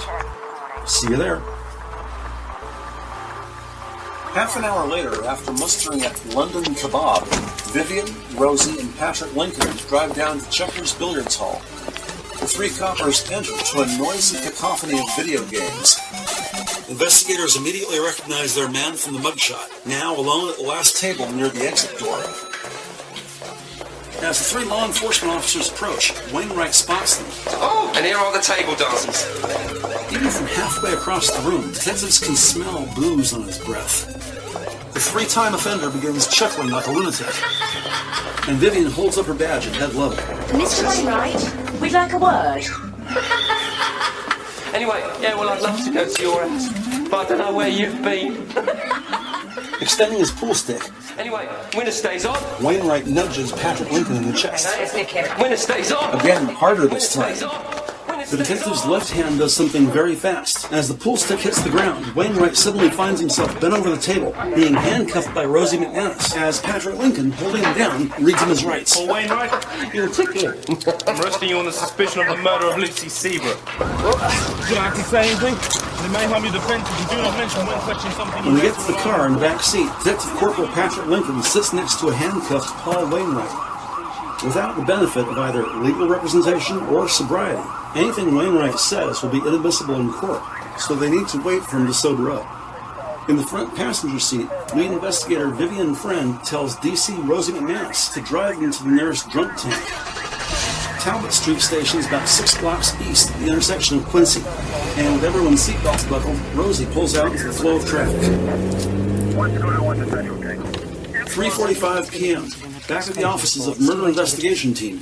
In the presence of Detectives Rosie McManus and Patrick Lincoln, Vivian Friend briefs her immediate supervisor, DCI Malcolm Savage. Just as off in the distance, they see the rookie Scott Granger step off the elevator carrying a large white paper bag. The gentlemen. So, Wainwright's 3 sheets to the wind and can't be interviewed. Great. Disgusted. How are we getting on with other lines of inquiry? Because the press... Malcolm Savage drops today's paper on the desk. Are getting itchy. Its headline all but mocks their inquiry. Still no leads on Lucy's killer. Barry Pruvis reaches into the white bag and pulls out an apple fritter. No response on the unidentified IC1 in the photograph, I'm afraid. Do you want me to go to the local papers with it? Vivian gestures with a jelly-filled donut. Hang fire for now. Patrick, how are we getting on with lucid victimology? As always, didn't have that many mates at uni. Patrick grabs a strawberry scone. Dress book's pretty slim. And of course, the only one not eating is the big boss, Malcolm Savage. What intelligence have the pub regulars given us about Wainwright? His arm outstretched, Patrick hands the paper bag to Rosie. Frank on his own, bit of an alky. Celia felt sorry for him and gave him the odd job. Rosie gives the bag to Savage. How many witnesses have we got left to re-interview? Who takes nothing and hands it back to Rosie. Part-time barmaid, Moira Hopkins. Rosie takes a bite as the ringing phone is answered by Barry Pruvis, who then holds it to his chest and looks at Vivian. Go forensics on line 2. Yep. Scott, go with Rosie. Vivian picks up line 2 just as a dollop of jam drops on her paperwork. Focus. Boogers? On the other end of the call, Senior Crime Officer John Cornell says it's good to hear her, too. Cornell tells Vivian that after soaking all night in brom thermal acetate, the clothing of their victim, Lucy Seabrook, just came back from the Blue Room, and they're about to start testing for trace evidence. Vivian thanks the SoCo and says she'll be right down.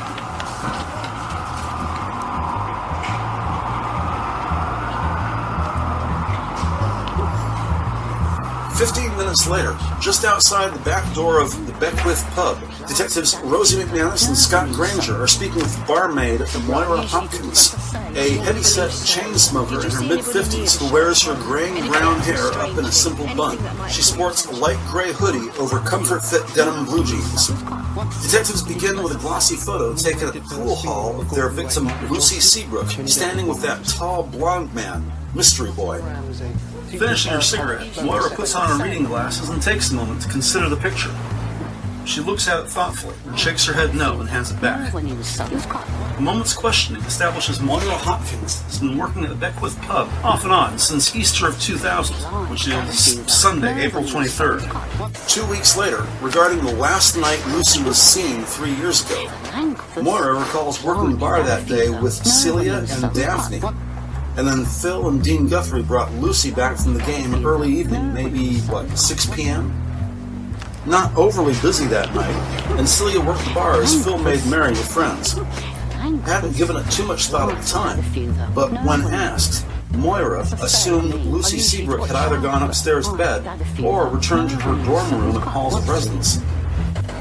Changing the subject, Detective Scott Granger hands Moira that mugshot of Paul Wainwright just as he savors the last bite of his apple fritter. So what can you tell us about Paul Wainwright? Him? Well, he was all right with me. But as I say, I usually did lunch times. He had to keep his drinking down during the day, see? Rosie writes in her notebook, Moira says P.W. drinks day and night. He was quite shy when he was sober. Nervous. Once he'd had a few, though, blimey, the language. Rosie writes, sober equals shy, nervous. Drunk equals bad language. Language. So why did the Seabrooks put up with him? You know how much he spent? Celia wasn't stupid. If he got out of hand, she'd confiscate his car keys and send him home. Did Wainwright ever talk about Lucy? Paul never said much about nothing. Always given her the eye, though. A 20-something construction worker giving the eye to a 19-year-old college student. Not exactly a smoking gun. About as scandalous as Patrick Lincoln's scoop, Lucy might have secretly moved in a girlfriend. Ooh, scandalous. Open and shut case right there. Of course, it's not Moira's fault. She's just telling what she saw. Investigators thank Moira Hopkins for her time. Give her their business card and say if she remembers anything else, please contact them at this number.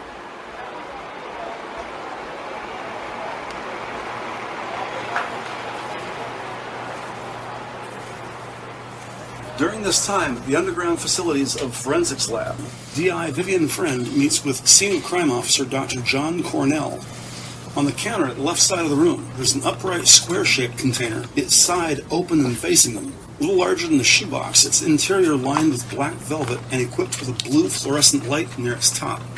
Then, laid out on a large stainless steel table, is Lucy Seabrook's burial shroud. A blue denim jacket, black concert t-shirt, dark jeans, pastel pink underwear, and 2 white ankle socks, accompanied by a pair of green trainers with shoelaces bagged separately. Vivian watches as John Cornell, his hands gloved in blue latex, holds the victim's underwear under blue light, then sprays the fabric with some sort of chemical, causing an irregular-shaped dark orange stain to appear, surrounded by smaller spots of orange, correctly identified by the detective inspector. Semen. Sexual motive? It's unusual if the victim's found still wearing underwear. You want me to fast-track the DNA sample for you? Considering the DNA profile of their primary suspect, Paul Wainwright, is already in the system, Vivian grabs a yellow sticky note and fashions an impromptu business card, printing a phone number followed by the words DS Jim Daws, NDNAD. And as for the semen on the victim's panties... Compare it with Paul Wainwright's. She hands him the small yellow sticky note. Jim Daws has the details. Meanwhile, upstairs at Missing Persons on the 5th floor, Detective Sergeant Barry Pruvis sits at his desk, his face rife with remorse, as he reads M.I.T's in-house newsletter, The Job. Printed on recycled news stock, The Job is designed to look like a regular newspaper. The obituary section features the death of one Graham Friend. Friend. Vivian's not married, so Would Graham Friend be, what, her father? A retired police officer himself? Just then, a tall man appears looming over Barry's desk. The police courier holds a large manila envelope, saying delivery requires a signature, whereupon he hands Barry his clipboard with a pen tethered by a string. As Detective Sergeant Pruvis signs his name, he notices the package comes from Narcotics and Poisons Lab, and Barry can pretty much guess its contents. Thanking the recipient, the courier departs as quietly as he had appeared, as the detective sergeant unties the envelope's little red string, and giving a little shake to its contents, carefully slides out a pastel green folder, Lucy Seabrook's toxicology report, of which Pruvis begins a cursory read. He spots phone number on the cover sheet and puts in a call to Narcs and Poisons. Holding the open folder, he flips through each page one by one until he locates the checkbox and signature, confirming, as is usually the case, this lab also compiled the victim's DNA profile. Blimey, seems Lucy had a taste for the hard drugs, including crack cocaine, speed, ecstasy, MDMA. Still on hold, he reads the street drug's pharmaceutical compound, 3,4-methylene, M.I.T. 3,4-methylene. Just then the phone line is picked up by a live information clerk who identifies herself as Sheila Montgomery, a friendly staffer with whom Barry's worked in the past. His tone pleasant. Ah, Sheila, DS Barry Pruvis here, referencing case number OI 154-2000, as well as the victim's name, Lucy Seabrook. Barry Pruvis smiles. Yes, courier just dropped off the report. Cheers. In a process with which they're both familiar, Barry says he'd like a copy of the victim's DNA profile delivered fast-track to the National DNA Database, NDNAD. Attention Jim Daws, M.I.T. On the phone, he can hear Sheila typing on her keyboard. She double-checks the original inquiry number as 154-2000, and Barry says, as usual, Sheila Montgomery's work is the pinnacle of accuracy. With a chuckle, Sheila says if Barry lies, she'll swear to it. Another moment's pause, but she says if he has a pen ready, she'll read his delivery confirmation. Two officers finish their call. Barry stands, and closing the toxicology report, he grabs the newsletter, The Job, and carries both down one flight of stairs to M.I.T., only to discover Vivian Friend is not at her desk. When he enters the break room, Rosie McManus is standing at the counter preparing a cup of tea, and they exchange a familiar smile. See last week's copy of The Job? He drops on the counter near her mug, as she looks at the newsletter dismissively. I was always told, beware of propaganda. No, but Barry is not joking, as he opens to the obituary and points to the name... Graham Friend. Graham Friend. Did Viv mention anything? Stunned, she shakes her head, no. And Rosie's face goes deadly serious as she looks down and reads the obituary of Graham Friend, 1948 to 2003. Died suddenly at home. Burial service to be held at St. Thomas's, 7 p.m. Tuesday, 11th of May. They hear the lift, look up and see their boss. Leaving the Job newsletter on the counter, Barry Pruvis exits the break room, and as he approaches Vivian Friend, Barry hands her Lucy's toxicology report. Vivian takes the light green folder, opens it, and begins reading, as Barry highlights the basics. Lab found traces of MDMA. Ecstasy? Or 3,4-methylene M-methylamphetamine, to be correct. Try saying that when you're off your face. Rosie puts some paperwork in a desk drawer and closes it. They also found traces of speed and crack cocaine. Crack? Ecstasy? But whilst at university, that's not the impression Patrick Lincoln got. None of her friends' statements mention recreational drug use. Right. But the youngest man, Scott Granger, That age? Come on. is not impressed. Experimenting with drugs comes naturally. Oh, listen to the expert. You're speaking from experience. They're hardly going to own up to a copper, are they? Patrick staples 4 pages top left corner and hands them to Vivian. Here's the list of friends. Okay, let's start with Della Wharton then. Detectives Vivian Friend and Rosie McManus take the lift down to Vehicle Motor Pool, get the same car they had earlier. And about 15 minutes later, they're at the West 12 Shopping Center at the intersection of the A3220 and Holland Park Avenue. Once inside the mall, resisting the urge to stop for coffee in a Cinnabon, detectives take the escalator to the shopping center's top floor, where they see an enormous sign heralding Amanda's, a spacious, trendy clothing shop with half a dozen fashionably dressed mannequins looking out at the mall through an all-glass storefront. As detectives enter, they are greeted by a slender, 50-something blonde woman wearing a red blazer over a black t-shirt and matching black yoga pants. Conservative diamond stud earrings, reading glasses tucked into a breast pocket, and a curly Q bracelet of keys on her left wrist, no wedding band. Brief introductions, and when detectives explain the nature of their visit, the store manager, Daphne Pennington, escorts Vivian and Rosie to the store's service desk, where a sales clerk stands near the register folding a pair of khaki trousers.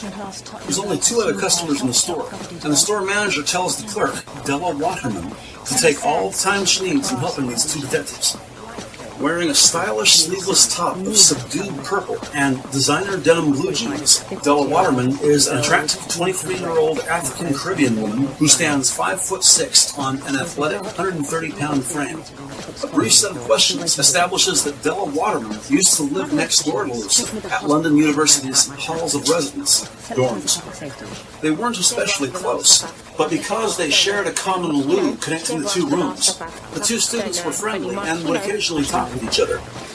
Did she talk much about her home life? She seemed a bit embarrassed about it. A bit loose. On Detective's side of the counter, Rosie takes out a notebook and sidesteps so she can better face Della. Why do you think she was embarrassed? You met her dad? What about him? In her notebook, Rosie writes, Father, Phil. Now that Rosie's moved, the sales clerk spots a blouse on the floor and steps out from behind the counter. Came to an open day once. She walks over and picks it up, shakes the garment vigorously, and continues talking about Lucy's father at that university open day. Couldn't stop hugging her. The fact that she came to university after her illness. Nobody even knew until he said. Della mindfully hangs up the blouse as Rosie watches her. He was just proud, that's all. She wanted to lead a normal life. Blend in. When Vivian asks, Did you know she was pregnant? Della's surprised. I thought she was gay. Why's that? Clubs she used to talk about. Like what? The 3 women walk back to the service desk. Frantic, the 800, you know, those kind of clubs. Well, lots of people go to gay clubs. She made a pass at me once, drunk and stuff. In her notebook, Rosie writes, Lucy, gay, she never asked for the last question mark. Kind of messed up our friendship. Couldn't you talk to her about it? Never knew how she'd react if I did. She had these mood swings. Sometimes she'd be right, other times she'd just fly off the handle. Rosie takes note. Mood swings and, quote, fly off the handle, unquote. Very often that's what drug users do. But without mentioning drugs, and to that point of sudden outbursts, Detective Rosie McManus asks, What do you think brought that on? Conflicted, Della freezes, gets a gentle nudge from DI friend. We know she was taking drugs. Lucy was bang into it. She always had stuff on her. She kind of handed the stuff around like sweets. You think she was dealing? She never asked for any money. In her notebook, Rosie writes, free drugs, and draws a circle around it. Reaching into her handbag, Vivian pulls out the picture of Mystery Boy, IC1, standing with their victim, Lucy Seabrook, in the darkened pool hall. Recognize this man? Like I said to the last lot, I don't know. A few more questions lead to apologetic shrugs and head shakes. What do you think? Wrapping up their interview, Vivian and Rosie handed her business card with the usual bit about call if she remembers anything. Now, walking through the mall as they make their way back to the parking lot, Vivian and Rosie review what they know so far, which, admittedly, isn't very much. Rosie reads from her notebook. Autopsy showed 4 cuts across the top of Lucy's left wrist and forearm, a recent spinal tap, as well as an older 3-inch surgical scar on her left knee. Reading from her own notes, Vivian reviews Lucy's last hours of life. 3 years ago, after enjoying a football game at London U, then 19-year-old victim Lucy Seabrook returned to the Beckwith pub, where she spent a few hours with her parents, Phil and Celia, family friend Dean Guthrie, and a pub full of people. Lucy Seabrook then leaves the pub later that evening At some unknown location, she is attacked from behind, bludgeoned with some sort of hammer or blunt instrument. Then her body is dumped at a construction site in the structural foundation of a two-story building. And what about that family friend, Dean Guthrie? Vivian repeats the name and confirms with Rosie. He's that huge bald guy, best mates with Phil Seabrook, Lucy's father, right? Rosie confirms that's correct as she reads from her notebook. Big, bald Dean Guthrie. Trusted by the family, and by the way he jumped behind the bar earlier, apparently he'd be the de facto bouncer if nothing else. Two detectives both agree they should speak to this Dean Guthrie person, pay him a visit somewhere away from the pub. In the meantime, according to the victim's parents, Rosie goes back to her notebook. Their suspect, Paul Wainwright, said he had wanted to sketch Lucy in the nude, and he was belligerent the night Lucy disappeared. Furthermore, contractor Paul Wainwright worked that construction site where Lucy Seabrook was dumped. According to witnesses, Lucy Seabrook had an explosive temper. She might have been gay, and she was definitely pregnant. Oh, the drama we hide from our parents. She was pregnant, so she did it with men. Yeah, she tried it on with Della. Bisexual, so what? It's the gap in the victimology. Not so much a gap, it's a bloody great chasm. Not her parents' daughter. No. Where does a student get the money for all those drugs? Not waiting for an answer, Detective Inspector Friend takes out her cell phone, hits speed dial 9. Thank you for calling the Metro Police Service. The party you're calling. Detective Sergeant Trevor Hands. Trevor Hands evidently is on another call, as Vivian gets sent directly to voicemail. But preferring to speak to a live body, she hits pound 33, the general rotary system, causing Vivian's call to ring on all available phones, the first of which is answered by Detective Corporal Scott Granger. The young rookie says Trevor Hands is currently on the phone with Drivers Vehicle Licensing Agency. DVLA says Paul Wainwright's car was auctioned off by Crown after his second arrest back in September of 2000, 4 months after Lucy Seabrook's murder. It's no longer in Greater London, and Trevor's trying to track down the vehicle's current owner and their location. Good, Vivian acknowledges, then changes subject. The lead investigator briefs Scott Granger on their interview with sales associate Della Waterman. Vivian tells Scott to get the word out at the office. Tell Trevor and Patrick and Barry Pruvis upstairs. Also make a note on the whiteboard. They need to reach out to the LGBT community. Anywhere Lucy Seabrook might have left a footprint 3 years ago. So get out there, check out the bars, feminist groups maybe. Could she have used the singles ads? Talk to people in the community. See if Lucy Seabrook's name was ever registered with any of the members-only clubs. There's a pause as Scott Granger takes down the information. When asked, Scott says Trevor is still on the phone, and should he ask Trevor to call her back? Not necessary. Vivian says she and Rosie should be back at M.I.T. in about 10 minutes. Understood. Scott says he'll start compiling a list of nearby nightclubs. That's right, gay clubs. Quick as you can, Scott. Don't forget you've still got Wainwright in the bin. Yeah, I'll give Barry a bell, check if he's compass yet. Ending her call with Scott Granger, Vivian once again hits speed dial 9, once again goes directly to Trevor's voicemail. The party you're calling. Sergeant Trevor Hands. But this time she leaves a message asking Trevor to please pull Lucy Seabrook's financial history. Checking account, savings, credit cards, anything, it works. Besides the money from her parents, did Lucy Seabrook have any other income? Where did she do her banking? How did she spend her money? Also, BOLO for anything relevant to the gay community. Charitable donations, women's shelters, magazine subscriptions.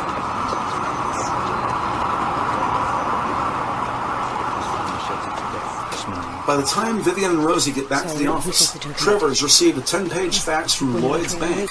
Brick and mortar's located on Hill Street, about a mile west of M.I.T. Lucy Seabrook's bank records show monthly deposits of £700 at Liverpool Street branch. Phil Seabrook says in his statement that he puts money into her account, living costs. No, there's more here. Trevor points to the third page. Here, made at a branch opposite the campus. There's £200 here, £300 there. She was rolling in it. Oh, yeah. Handing out drugs to all and sundry. Sounds like an attempt to please, to buy popularity. And we all know drugs equals crime. Goes together like bangers and mash. Vivian thinks for a second. Had Lucy ever run afoul of the law in a way she would appear in the police national computer? Lucy's PNC check. No previous convictions. Okay, well, run Lucy's DNA through the database anyway. She might be connected to a scene of crime. If she's involved in the drugs world, we've got to consider elimination as a motive.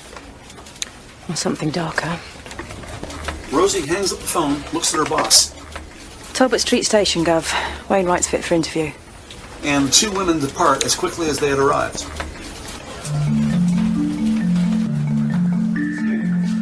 Ten minutes later at Talbot Police Station, while escorted by a 6'2" guard armed with non-lethal weapons, Vivian and Rosie accompany their suspect, Paul Wainwright, into conference room number 3, where they begin their questioning. Telling the now 27-year-old convict they'd like to discuss what he knows about the murder of Lucy Seabrook. The two detectives sit with documents on one side of a small plastic table across from murder suspect Paul Wainwright. Possibly from being hungover, or just not very bright. Either way, the suspect has waived his right to an attorney.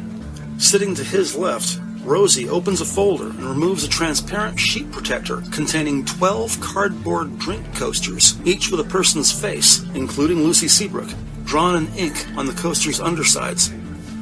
Looking 10 years older than the age claimed by his driver's license, Paul Wainwright's already got a bulbous nose. His messy blonde hair is long overdue for a haircut. His face is red, his mind not much more lucid in sobriety. He appears strung out, wanting badly for, well, needing a drink. A feeble attempt to break free, the arrogant suspect reminds detectives, incorrectly, that he cannot be held for longer than 48 hours. Bloodshot eyes move sluggishly from Rosie on his left to Vivian on his right. You had access to the building site.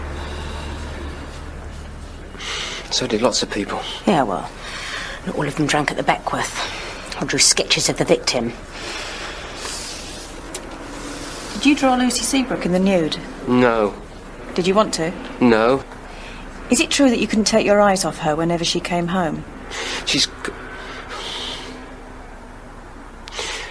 had a very interesting face. What was the argument with Mrs. Seabrook about?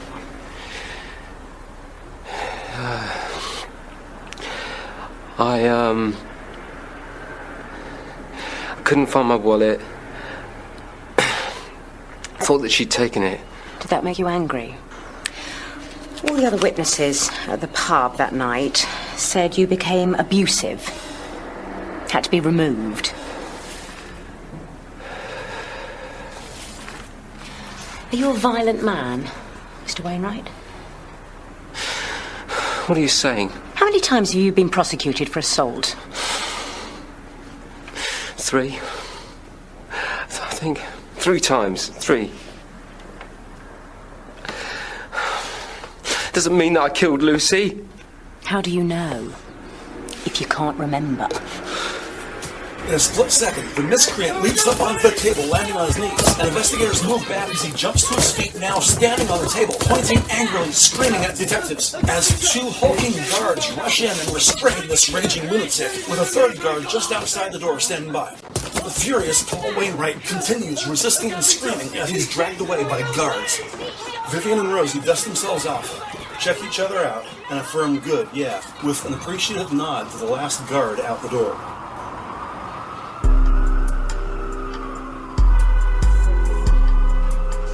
Over the next 3 days, detectives take statements from nearly a dozen witnesses and pursue whatever leads those statements provide.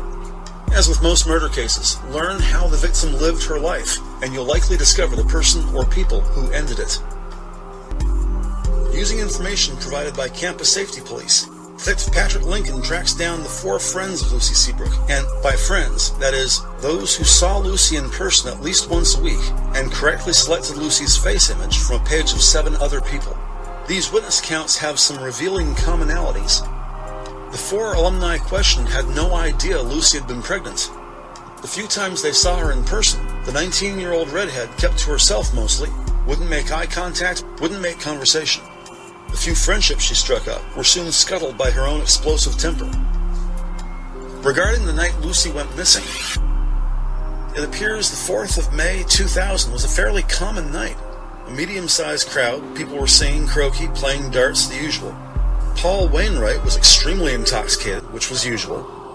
When Phil brought Lucy back from the football game, Celia Seabrook, who had spent all afternoon and early evening working the bar, took a much-deserved dinner break upstairs in their flat, while Phil briefly filled in at the bar, with Lucy sitting alone near the door. Shortly after Celia came downstairs, she and Paul Wainwright got in a row when he accused Celia of stealing his wallet. The general consensus is Wainwright was told to leave at about 10:30, give or take 15 minutes. And other than this one altercation between Celia and Paul Wainwright, there was nothing unusual noticed that night anywhere near or within the Beckwith pub. 3 years on, as detectives are now researching Lucy's death, Scott Granger's been working the LGBT community, asking around, showing Lucy's picture, and pursuing the usual victimology in accordance with his training. And this is where the young rookie strikes gold, when he makes the acquaintance of Lucy Seabrook's best friend, who still frequents the same bar she and Lucy used to enjoy together. Under the same ownership for over 30 years, the Lucky Duck Cocktails and Dance is an upscale gay bar located in the Limehouse district about 4 miles east of London University. A well-regarded 50-50 bar in that it caters happily to women and men equally, the Lucky Duck is far enough from halls of residence that its distance is its discretion. While just a straight shot east across Turnberry route, any trip from dorm to bar wouldn't take longer than 15 minutes. It's about an hour before this swank watering hole opens for business, and as the busy day staff, mostly Pakistani, buffer the dance floors, wash dishes, wrap napkins, block ice, boil syrup, cut lemons, and perform the Lucky Duck's behind-the-scenes daily magic show, the full-time manager, Dennis Ives, gives his permission, allowing police to use one of their booths while the bar is closed to the general public. And at about 3:45 p.m., the baby-faced detective Corporal Scott Granger can be seen sitting in a corner booth, reading from a folder laid open-faced on the table in front of him. Also on the table, Scott's large virgin orange juice with ice, which he nurses slowly. Seated across from Scott, a noticeably attractive blonde woman dressed for clubbing in a small, form-fitting emerald green mini dress with a pair of fashionable black leather ankle boots. A complete mismatch to Scott's dark blue coat and black tie, just as her sexy clothes and shapely figure are a mismatch to the sad tone of their discussion, and she begins to cry softly, mostly ruining her skillfully applied mascara. Always the gentleman, Scott Granger reaches across the table and hands her a napkin. A moment's pause, and Detective Granger says something in a compassionate tone, and she nods her head in agreement. Circling a finger over the paperwork laid out before him, Scott then opens both hands and leans back in the booth, finishing a sentence. She opens a manila envelope and pulls out a large, glossy black and white photo, a headshot, the type used by actors. When she hands it to Scott, he looks at it and sees a 20-something white guy with blonde hair and a mustache. He points to the picture and says something that makes the woman shake her head no. Then she waves her hand dismissively at the picture, causing Scott to slide it beneath a pink document on the left side of his open folder. Pointing to her watch, she shrugs dermabrased, smooth shoulders, tilts her head slightly left, and shakes her head no. And as she begins rocking left to right, this dishy blonde woman scoots out of the booth. Then, standing, she rises to her healthy 5'8" stature, with all the right curves in all the right places. Still seated, Scott looks up at her, extends an outstretched arm, and the two shake hands. An unusual gesture in this environment, marking the end to an equally unusual meeting. And as the pretty girl departs, the 26-year-old detective briefly enjoys the view as she rounds the bar, walking out the establishment's front main entrance. Now alone, Scott takes out his small notebook, opens it, lays it out flat alongside the open folder, compares information, and jots down notes on a sheet of paper on the folder's left side. He sips from his orange juice, and with his left hand, flips beneath the pink sheet and comes to that glossy image of the blonde man with a mustache. Sliding the headshot to the right, uncovers another black and white image of the pretty woman who just departed. Scott puts the woman's picture on top of the man's face on the right, closes the folder and collects his notebook, holding both in his right hand. Finishing his orange juice, he slides a few quid beneath the empty glass. A quick glance back at the booth to ensure he's not left anything behind. And it's about 4:15 when Scott leaves the building. The weather's turned and the sky is gray. Had to be removed. You're a violent man. About 20 minutes later, at the offices of M.I.T, investigators acknowledge they don't have enough actual evidence to file meaningful charges. If Crown prosecutors are to convict Paul Wainwright of murder, M.I.T needs more evidence. The conspicuously volatile suspect, whose interview video is being reviewed by Trevor, Patrick, Rosie, and Barry Pruvis, as the lead investigator, Vivian Friend, comments. We've got to be ultra careful. If he genuinely blacked out that night, he won't have a clue whether he murdered Lucy or not. Chances are, if we present him with enough evidence, he'll cough. We need to find Wainwright's car. I'll give the DVLA another ring. Lucy's DNA suspect check. She's not on the database. But Anna Devine's got a caution for soliciting. What's prostitution got to do with it? Lucy's DNA matches Anna Devine's. She's been using another name. So Lucy Seabrook and Anna Devine are the same person. And without missing a beat, Vivian uncaps the marker and writes on the whiteboard, a.k.a. Anna Devine equals prostitution. There's the lift. The door is open, and it's Scott Granger. Gov? Yep. I've checked out the clubs Lucy Seabrook frequented. Yeah, and? Girl matching Lucy's description. Called herself Anna. Yeah, Trevor hooks the thumb at the whiteboard. We know. I've managed to trace her best mate. Oliver Bryson, your man. So, Lucy Seabrook's best friend was Oliver Bryson? The obvious next question is asked by Vivian Friend. Where can we find him? Her. He's had a sex change. Calls herself Olivia now. Olivia? Vivian and Trevor take a moment to consider all we just said. The victim, Lucy Seabrook's best friend, Oliver Bryson, has since had a sex change and now calls herself Olivia? As if reading his boss's mind, the young rookie gives Vivian that folder he'd been compiling back at Lucky Duck Cocktail Bar. Thank you. With two men standing on either side of her, Vivian reads the cover's hand-printed label, Oliver Bryson, Olivia Bryson. When she opens the folder, Vivian is greeted by a black and white glossing of the pretty blonde woman, Olivia Bryson, on the right, and Scott's various scribbled notes on the left, which includes the location and hours of the Lucky Duck Bar. Vivian holds the folder so its contents are visible to the two men flanking her. Standing on Vivian's right, Trevor removes the glossy of the attractive woman Olivia Bryson, revealing beneath it, thus now exposed, a similar headshot of the man, Oliver Bryson, from 2 years prior.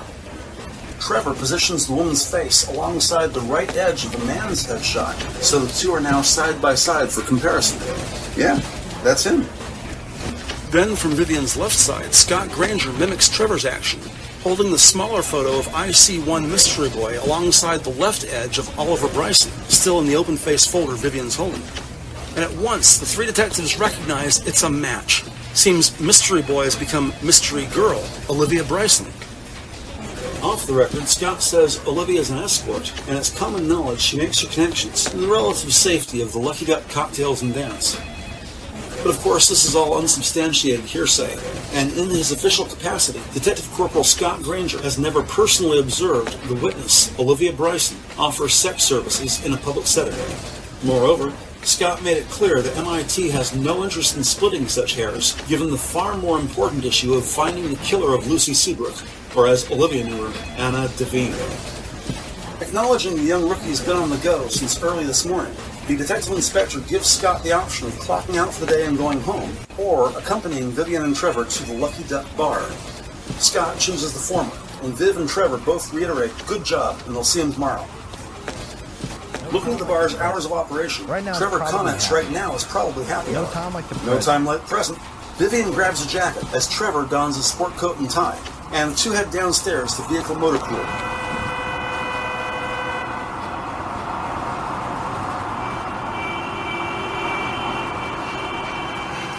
Minutes later, it is indeed happy hour, as detectives Vivian Friend and Trevor Hands enter a much busier Lucky Duck Cocktails and Dance.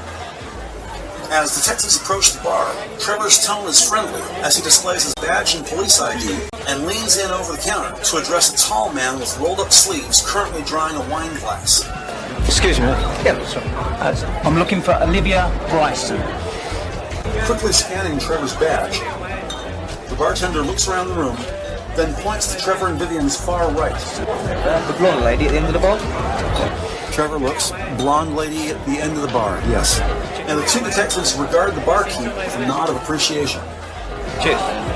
They turn right, and now Vivian takes the lead as they both slowly make their way through the festive crowd of joyous partiers. As they get closer, they can see the woman's mascara speaks to recent tears, although currently she is not crying. Olivia Bryson has not yet spotted them, As Trevor hangs back, blending into the crowd, now 5 feet away, Vivian takes out her badge and police ID as she addresses Olivia Bryce. DI friend, murder investigation team. After brief introductions, Olivia Bryson guides Vivian to a slightly quieter booth, similar to where she and Scott had been seated earlier this afternoon. The two women take a seat opposite each other. Vivian Friend offers Olivia Bryson her condolences for the loss of her friend Lucy.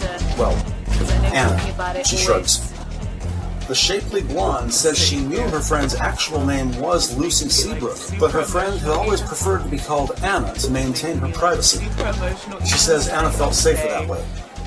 A taller blonde gentleman approaches the table, and Trevor offers Olivia a glass of water as he slides into the booth next to his boss. She takes a drink of water, then asks detectives how did her friend Anna die?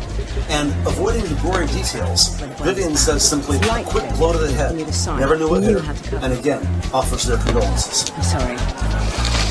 Staring off into space, Olivia Bryson begins to cry. Sometimes I forget just how much I miss her. What was your relationship with Lucy? We were mates.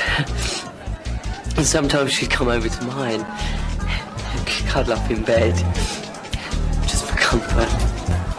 By all accounts, Olivia Bryson appears candid and honest, comfortable speaking with Vivian, and Trevor decides to keep quiet and take notes as the two women speak of the late Lucy Seabrook, a.k.a. Anna Devine. When did you last see her? We had a fight. Lucy had armed herself with one of my razors. Harmed herself. Trevor recalls Lucy's autopsy report. Just above the top of her left wrist, 4 parallel scars. Right across her arm. Across the victim's left forearm.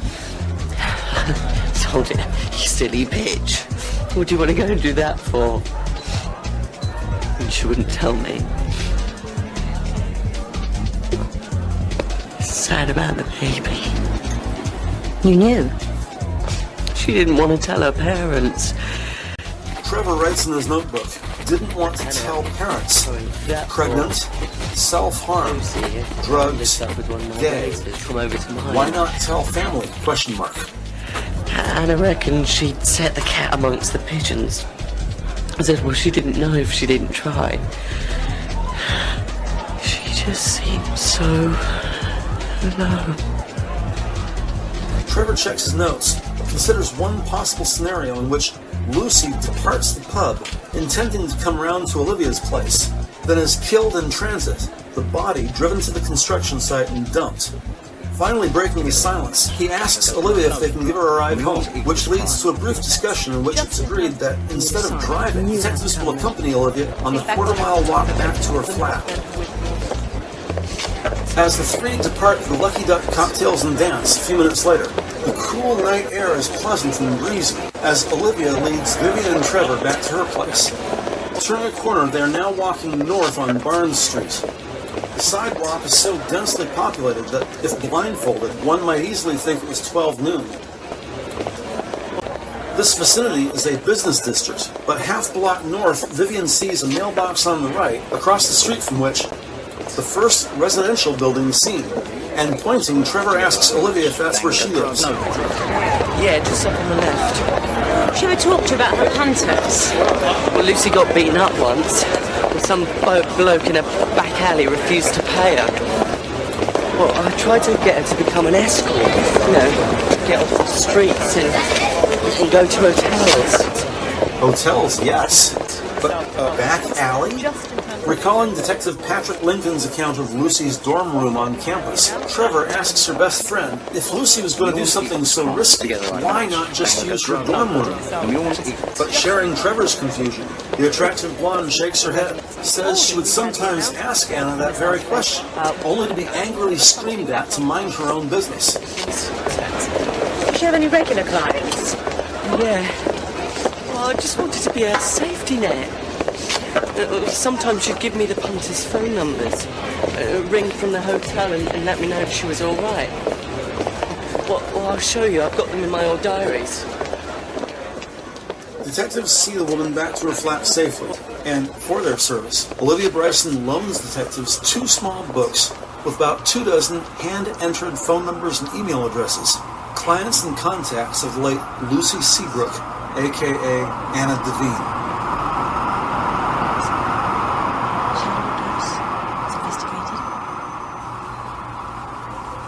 The following morning at M.I.T, Detective Rosie McManus uses the Police National Computer, PNC system to research past offenses in the vicinity of that demolished two-story community center. Across the room, over near the lift and stairwell, Vivian friend Trevor Hands and Scott Granger review the information supplied last night by the witness Olivia Bryson. Scott has flipped the whiteboard, and now printing legibly on its unused clear side, the rookie transcribes content as Detective Inspector Friend methodically reads aloud each phone number from Olivia Bryson's diaries. Yep.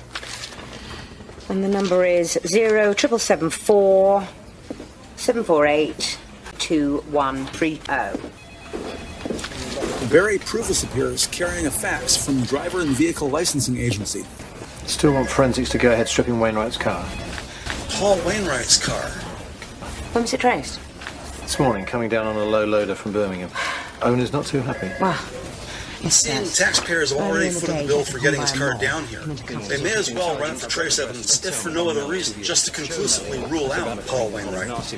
Well, it's in the action log now, I might as well. As Barry takes the stairs back up to his office, Rosie looks up from her monitor and addresses Vivian. Go. Yeah. Who gives the book to Trevor. PNC check on curb crawling offences. And approaches the desk of Rosie McManus, who reads from the screen as she speaks. Curb crawling offences. 803 arrests in the 6 months preceding Lucy's murder, including Dean Guthrie. Phil's best mate. Sitting at his desk, Detective Patrick Lincoln chimes in. Goes to football with him, as did Lucy. They're associated. She walks back over to the whiteboard, addressing Trevor and Scott. Any of the numbers in Olivia's diaries match Dean Guthrie's mobile? Not yet. Still think he's worth a visit. And half an hour later, the three detectives find Dean Guthrie just across the river in the Bow Hall district, working out fiercely at Maggie's boxing gym. Again, dressed in his signature black t-shirt, the muscle-bound giant is practicing his jabs and punches on a 100-pound punching bag which hangs suspended by a metal chain about a foot off the ground. An impressive display of physical destructive potential. The bag swings a few inches with each of Dean Guthrie's powerful blows. Trying, failing to make eye contact, D.I. Vivian Friend respectfully addresses the giant. Mr. Guthrie, I'd like to ask you a few questions. What about? Continuing his assault on the leather bag, Dean Guthrie barely acknowledges the investigator's presence, and Vivian Friend lowers her voice. I'd like if we could do this in private. Well, I ain't going nowhere. Ain't going nowhere? Oh, so it's like that, is it? And Vivian clearly explains the nature of their visit. It's about your curb crawling, Mr. Guthrie. And with that, Guthrie nearly knocks the huge bag off its chain. Now they have his undivided attention. Rosie checks her notebook, then looks at Dean Guthrie. You work in Bethnal Green and you live in Greenwich. Is that right? Yeah. Looking down at the stringy blonde-haired detective, he gulps from his sports bottle. So why do uniform tell us you're a regular in King's Cross? Then raises it over his bald head as a trickle of water sprinkles down the chiseled features of his face, neck, and shoulders. So I use towels sometimes, so what? Without fanfare or machismo, indeed nearly escaping notice, about 3 meters directly behind Dean Guthrie, Detective Sergeant Trevor Hands has quietly positioned himself in the doorway, seemingly disinterested, arms folded, casually leaning against the frame. Did you ever see Lucy Seabrook? What, King's Cross? Yeah, well, we know she was working as a prostitute. Prostitute? Dean's smile borders on laughter. Come again? What's so funny, Mr. Guthrie? Phil's little girl at Hull, you're having me on. We'll be wanting a DNA sample. Yeah, Dean drops the smile, makes an ugly face. But you can have one. Physically turns his back on them and resumes punching the human-sized leather target. I won't harm a hair on that girl's head. Wordlessly exchanging eye contact with Vivian Friend, Detective Trevor Hands casually steps around behind the punching bag, facing the giant, now with the bag between them, as Dean tries to clear his good name, insisting he had always helped support Lucy Seabrook's fundraising efforts. I took part in all the charity stuff. While using both hands, the detective moves in and holds the bag firmly, with the familiarity of a boxing trainer, steadying its generous mass as Guthrie continues punching. So what was wrong? I drove them down to Land's End for a sponsored bike ride. Lucy can't have been a tart. Seems like no one knew what she was really like. Vivian and Rosie sense the big man's getting uncomfortable, and as they approach the two men, an apparently naive Dean Guthrie speculates about Lucy's prostitution. Lucy mind her own business. But it could only have happened when she was at college. Why? Because her and Phil were joined at the hip. I mean, he was gutted when she moved out the pub. And with Rosie McManus taking notes, Vivian Friend focuses on that joined at the hip comment. Even when she lived at home, they can't have been together 24/7. Well, near as damn it. Dean starts punching the bag with increasing force. Skillful interviewing by D.I. Vivian Friend leads to a suspicious incident during Lucy's 4-day fundraising trip from London to Land's End, cycling by day, bed and breakfast by night. At their Dorchester stop, they reserved 2 rooms, each with 2 twin beds on opposite sides of the room. But when one room's only used by one occupant, the proprietors rearranged the night tables accordingly, pushed the twin beds together, and called it a double. What was wrong? On the bike ride, I suggested to Phil that we share a room, give Lucy the double. Yes, obviously give Lucy the double. It's not like Phil and Dean Guthrie are about to share a double bed. Oh, and once again, the detective inspector discreetly lowers her voice. So, Phil and Lucy shared a double bed? Yes. Rosie prints clearly in her notebook. Phil and Lucy shared a double bed. So is that right? A few more questions about the last night Lucy Seabrook was seen alive at the Beckwith pub on May 4th, 2000, 3 years ago. And Dean Guthrie's account is consistent with the general consensus of the other witnesses questioned. What was that? Detectives wrap up their interview and thank Dean Guthrie for his time. As the 2 female detectives head back out to their unmarked squad car, Trevor Hands lingers, takes out a small, nondescript cardboard box, which he puts firmly in Dean's hand. Tells the big man he's got 24 hours and will return tomorrow to retrieve it.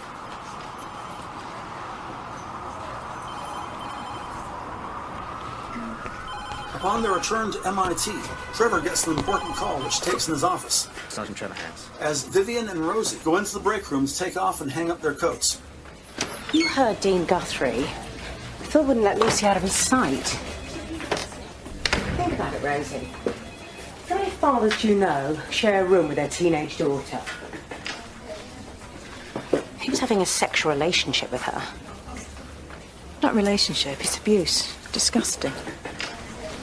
The women return to their respective desks to put down their things, check for voice messages and email, and log this morning's encounter with Dean Guthrie. Meanwhile, in his tiny office, Trevor's on the phone with Jim Daws at National DNA Database. According to NDNAD, the suspect, Paul Wainwright's DNA profile didn't match the sperm sample from Lucy Seabrook's underwear. Recounting their interview just now with Dean Guthrie, Trevor tells Jim he's providing a DNA sample tomorrow, which they'll fast-track over to NDNAD. In the meantime, Jim says he'll run the names of both Dean Guthrie and Phil Seabrook, see if either of them has ever submitted a profile on unrelated circumstances. Trevor thanks Jim for his assistance, and the 2 men finish their call. Trevor exits his office to find most of his colleagues sitting around, some standing, casually reviewing the case. The 2 rookies, Patrick Lincoln and Scott Granger, as well as Rosie McManus, Vivian Friend, and their big boss, DCI Malcolm Savage.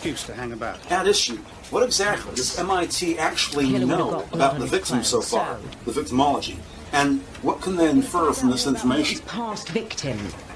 Using another name implies a need to live in a fantasy. We know the injury to her wrist was self-inflicted. She had a drug problem. So she wasn't a saint after all. I reckon these are all escape mechanisms. It's the same with the prostitution. How'd you work with that? Well, Olivia Bryson said Lucy loved money. Made her feel important. It's an empowerment thing, bolstering self-esteem. Except she feels guilty about spending it. She purchases drugs instead, hands around to all her friends to make her feel important. She uses her body to sell sex. Stella Waterman said she made a pass at her. Poor girl doesn't know whether she's coming or going. She's a jumble of inappropriate sexual behaviour. It's viable. Maybe Phil Seabrook murdered his little princess because she was pregnant.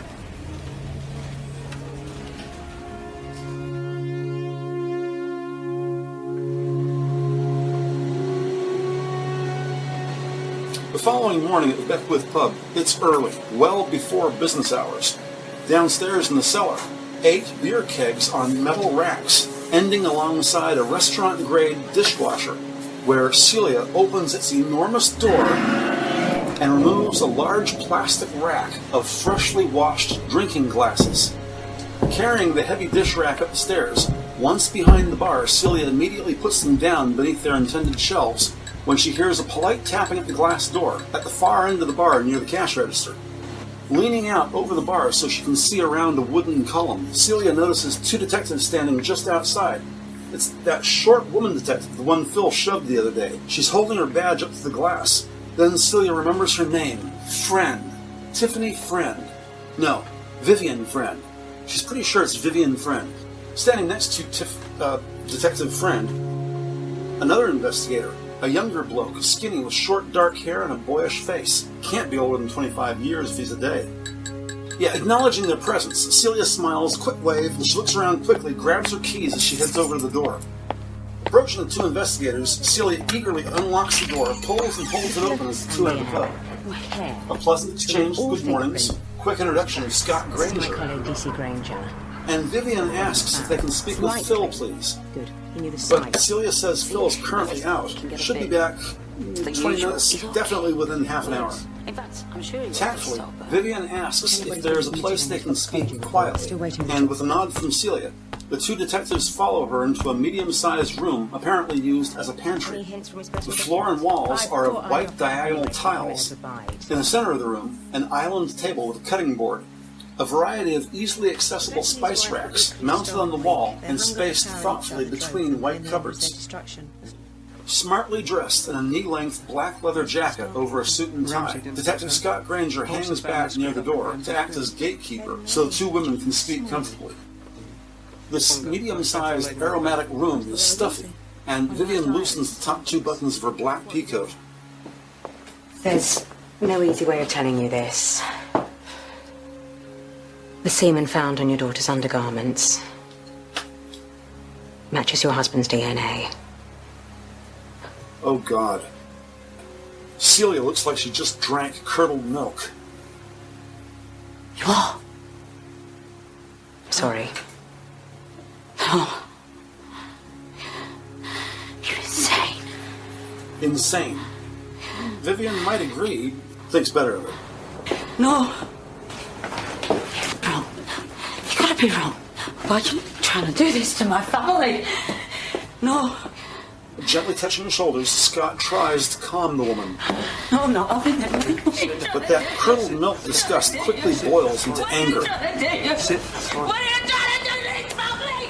You're wrong!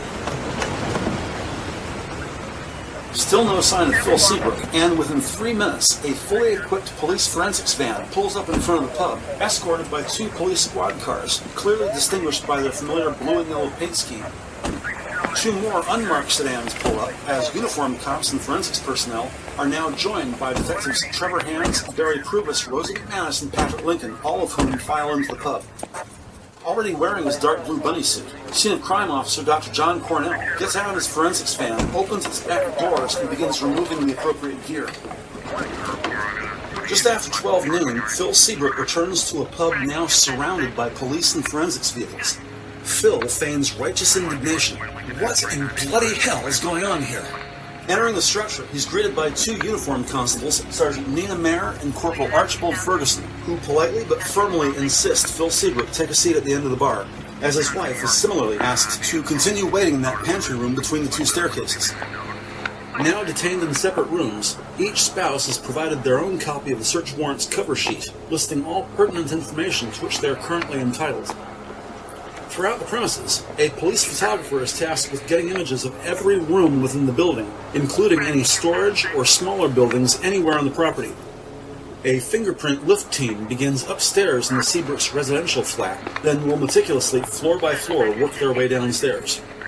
With everyone else now in their baggy blue bunny suits, hoods up, the remainder of M.I.T. personnel are currently downstairs in the cellar. Contracted specialists use what appears to be carpenter's tools to disconnect and pull up the wooden floorboards, exposing the building's gray concrete foundation.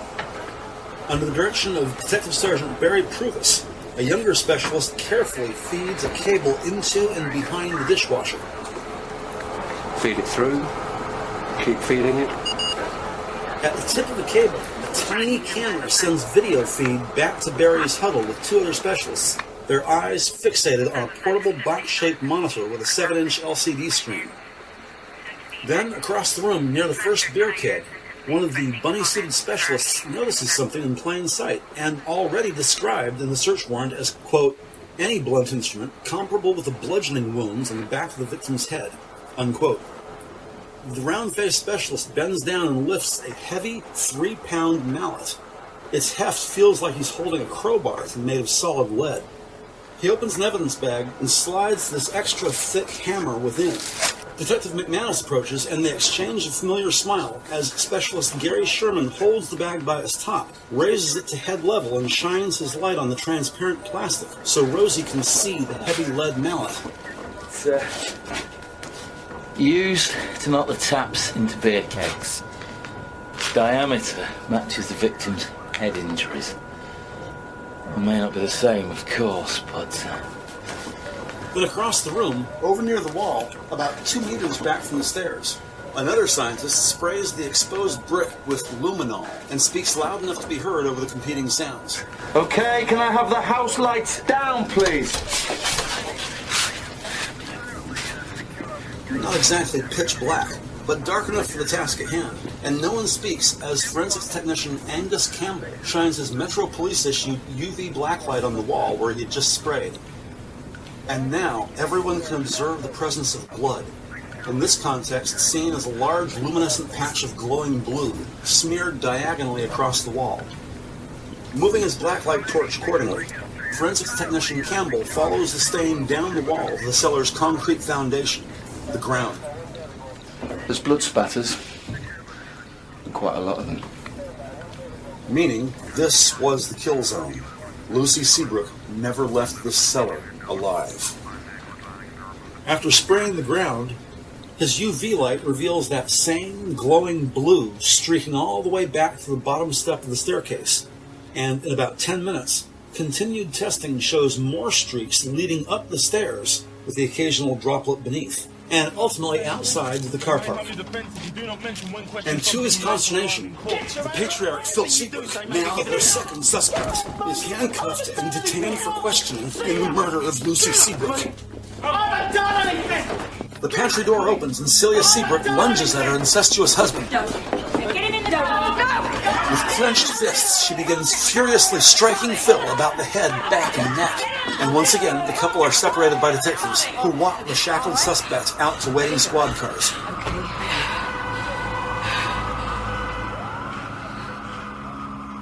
About an hour later, back at the Met, after he's fingerprinted, mugshot, booked, and processed, Phil Seabrook is brought to interview room 3A on the 3rd floor.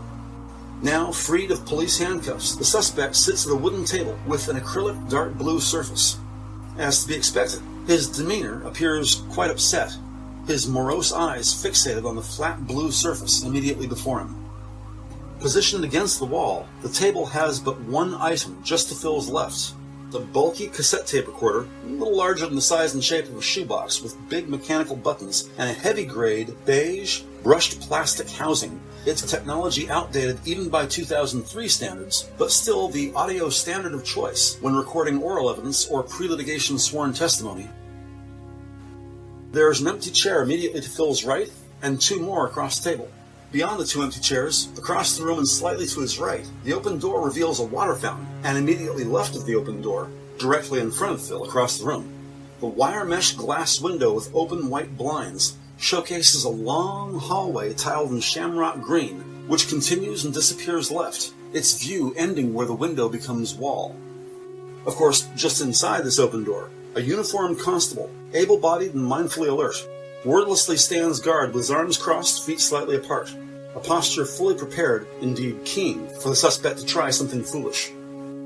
Just beneath the wire mesh window, running the circumference of all four walls, a length of thick black alarm tape is mounted at waist level. If anything gets out of hand, detectives punch anywhere along the tape, and guards are quickly summoned, just as their other suspect, Paul Wainwright, can attest.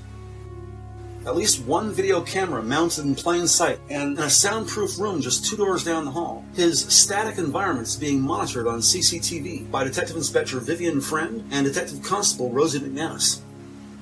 Having sorted their documents and paperwork, the younger detective reviews Phil Seabrook's booking sheet as her immediate supervisor slides her own copies into a clipboard. Just before their face-to-face interview with Phil Seabrook, D.I. Friend takes one last look at him on the monitor. Here he is. And Rosie follows her gaze. Yeah. The suspect appears seated, with his shoulders slouched, head down. Guard near the door. Everything looks secure. Right. Got everything? Yes. Time for a cool head, I reckon. This is incest. Incest and murder, Guth. Yeah, well, we don't know that. Not for sure. Now, out in the green-tiled hallway, Rosie stops to take a sip from the water fountain. Stands up straight and uses her thumb and index fingertip to wipe excess moisture from the corners of her mouth.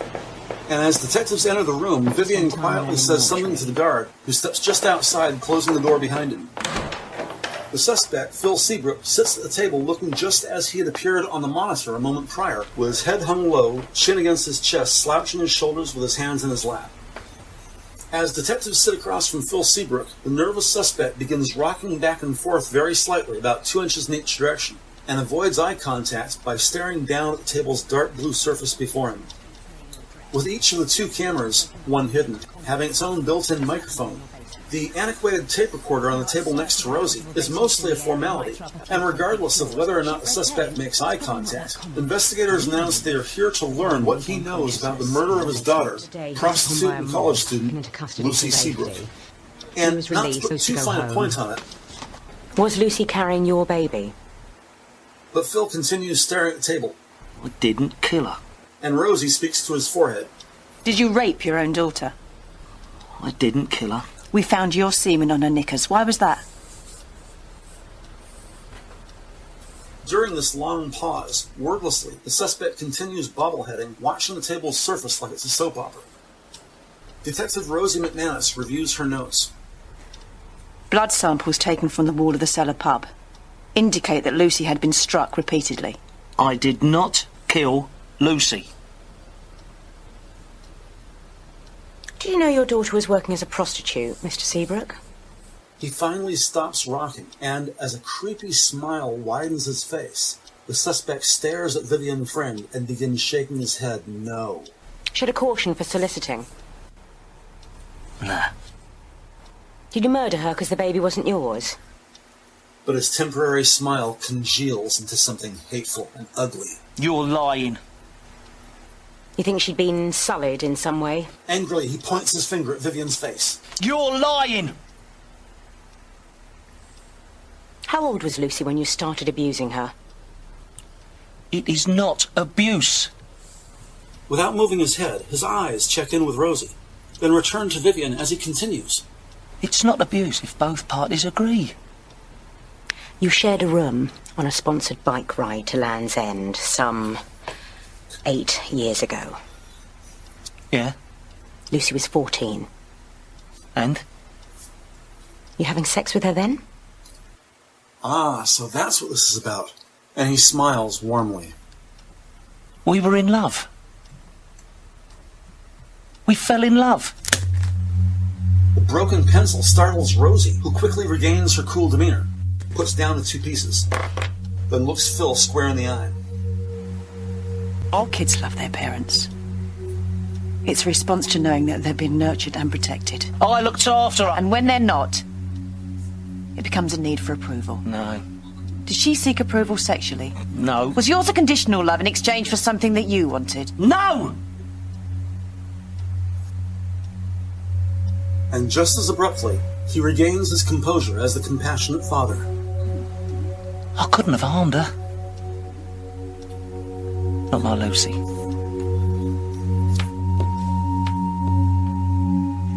with a tone of voice that sounds entirely rational. Phil comments that, having survived cancer, Lucy was literally a gift from the heavens. How could anyone not fall in love with this girl romantically? And don't focus on the age, so let's not forget Romeo and Juliet, she who had not seen the change of 14 years. Phil explains there was tremendous stress when they had first opened the pub. They were living on ramen noodles and mayonnaise sandwiches. Most daughters at that age are so delicate, so easily rattled, but not his Lucy, who had stared down cancer. She was always wise beyond her years. They had gone through so much together, understood each other. Detectives listened with level-headed demeanor for 20 minutes as Phil gives his statement, rationalizing an incestuous relationship with his daughter, but steadfast refusing he had anything to do with Lucy's death.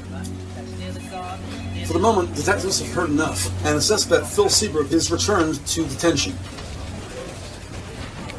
The first time they had tried to ask Celia Seabrook about what had gone on that night, her husband flipped out and attacked Vivian, shoving her against the wall.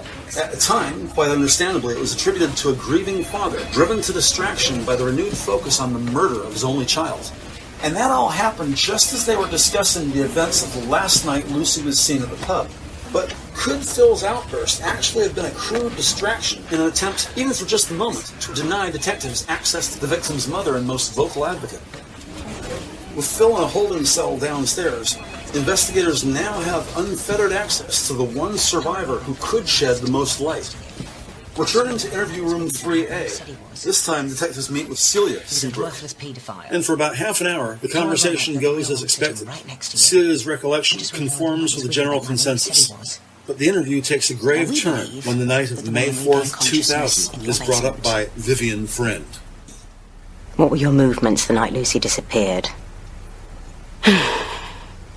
Phil took over the bar. I had a late dinner. I came back down. Phil had a few more pints and staggered off to bed. How long were you upstairs, Celia? Celia thinks for a moment. About an hour or so. And was Lucy still around when you came down? I told you before. She wasn't. Investigators do have more questions, but it's late afternoon now, and Celia readily agrees to return tomorrow at 1 p.m. Detectives advise Celia Seabrook that, due to this being a murder case, her husband Phil is being detained for 72 hours with no visitors. But of course, they expect that will be extended considerably as further evidence is collected.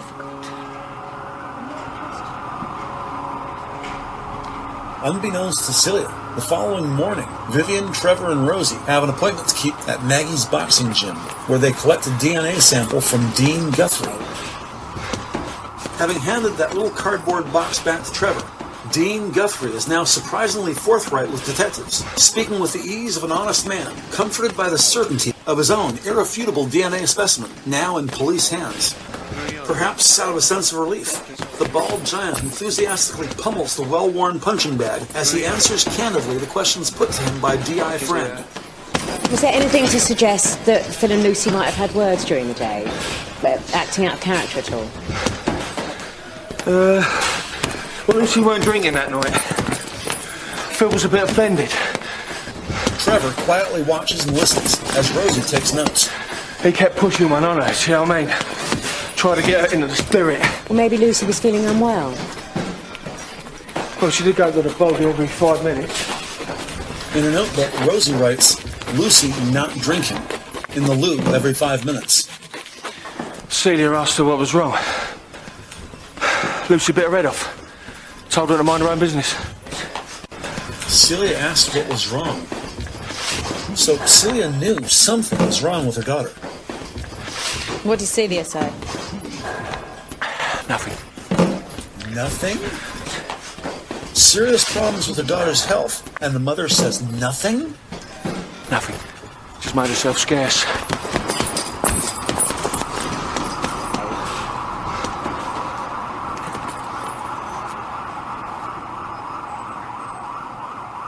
"12:45 p.m. Celia Seabrook arrives early for her 1 p.m. interview, and in just a few minutes, once again in interview room 3A, she's sitting across the table from Vivian Friend and Rosie McManus. You never questioned the nature of Phil and Lucy's relationship? It didn't cross my mind. They were always together. Do you think Phil was abusing Lucy under your roof? I don't want to think about it. That's not an option right now, Celia. Rosie reads her notes. Lucy stops drinking. In loo every 5 minutes. What do you remember of your pregnancy with Lucy? It was difficult. Lots of morning sickness? Look, why are you asking me this? All those hormone changes, you know, going to the loo every 5 minutes, pressure on your bladder. Yes. You didn't recognise those symptoms in Lucy? Not that I'm aware, no. So why did you ask her what was wrong? Celia shrugs her shoulders. Celia, we were told that you asked her what was wrong. It was hardly worth mentioning. I mean, she was always spiky. Well, did you know she was into drugs? No. Do you know that she was harming herself with razors as well? She looks surprised. You what? Yeah, there were some cuts on her arms. You didn't notice that either? No, I didn't. What sort of mother are you? What do you mean? I didn't know about... Okay, thank you. I'm terminating this interview at 13:21. DI friend looks at Celia. If you could give us a moment. And then... Rosie, outside. The guard closed the door behind them as the two women walk out to the car park, allowing her angry supervisor to walk ahead of her. Rosie takes out a cigarette. Sorry. Vivian turns around. Well, so you should be. You might just have blown it for us. I said, I'm sorry. You're a detective, Rosie. You're going to have to learn to control your emotions. Vivian grabs her cell phone. Yep. Sorry. I'll send Rosie. Has he? Okay, well, put me through. Vivian glances at her cigarette-smoking subordinate. I want you over at Forensics. Wainwright's car's arrived from Birmingham. Paul Wainwright's car? Well, don't you think he's a low priority? We haven't completed that line of inquiry. Incensed. If you don't want me in the interview room, Gov, you only have to say. Rosie McManus turns on a heel, walks back in the building, and makes her way over to the vehicle forensics garage. Yep. As Vivian speaks to her phone. Trevor, what have you got for me? 10 minutes later, Vivian returns to the interview room and apologizes to Celia Seabrook. Her subordinate Rosie McManus's actions were uncalled for and unprofessional. They do not reflect the attitude of M.I.T, and she will be spoken to. Celia is currently free to leave, and Vivian would thank her to please stay by the phone in case they have any further questions.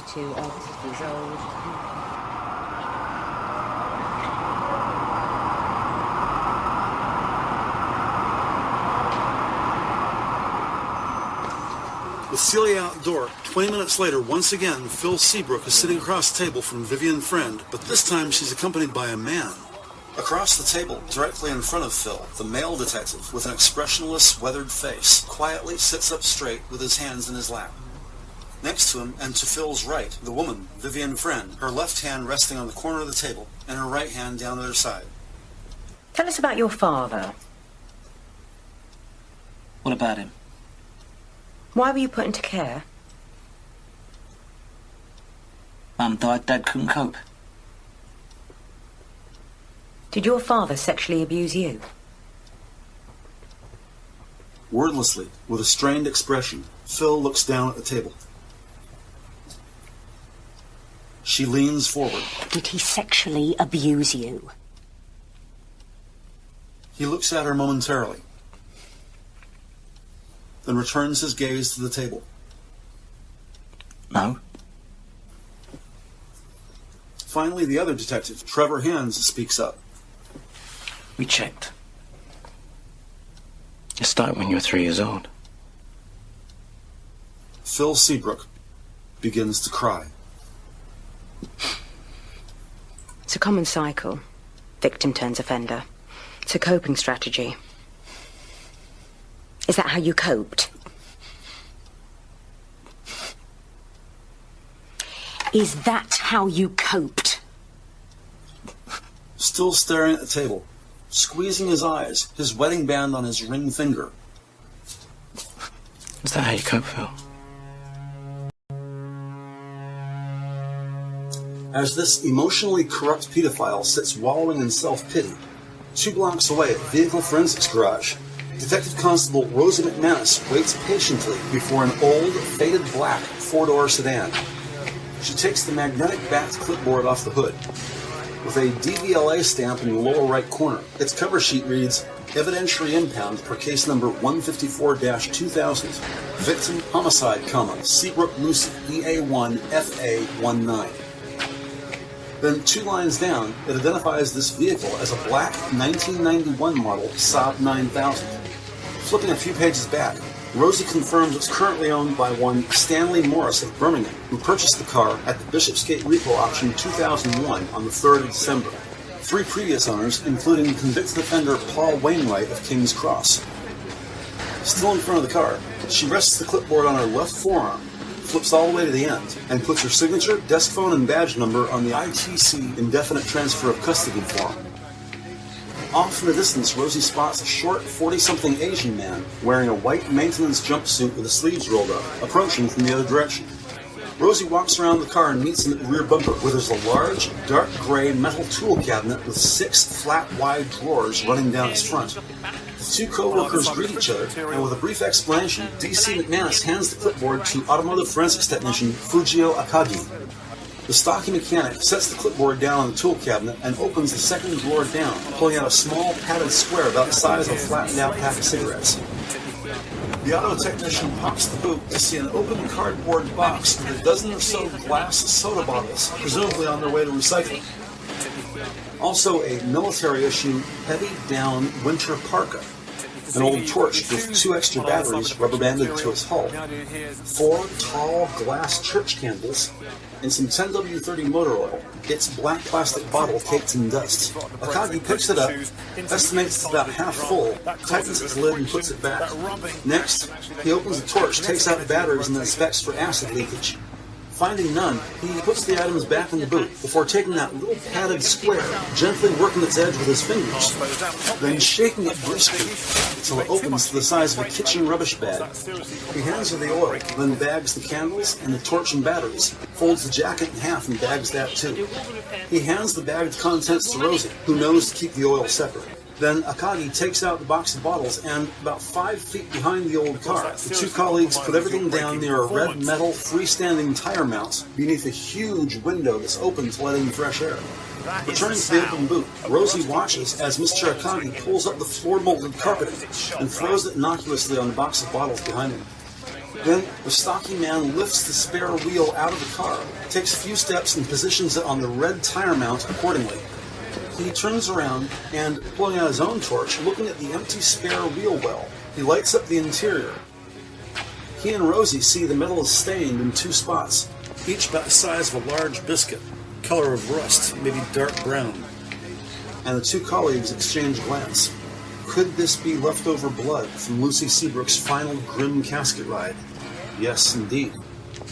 Yet it could also be stale Coca-Cola, 12-year-old oil stains, or any of 1,000 other dark substances, put there by any of the other 3 owners or their passengers.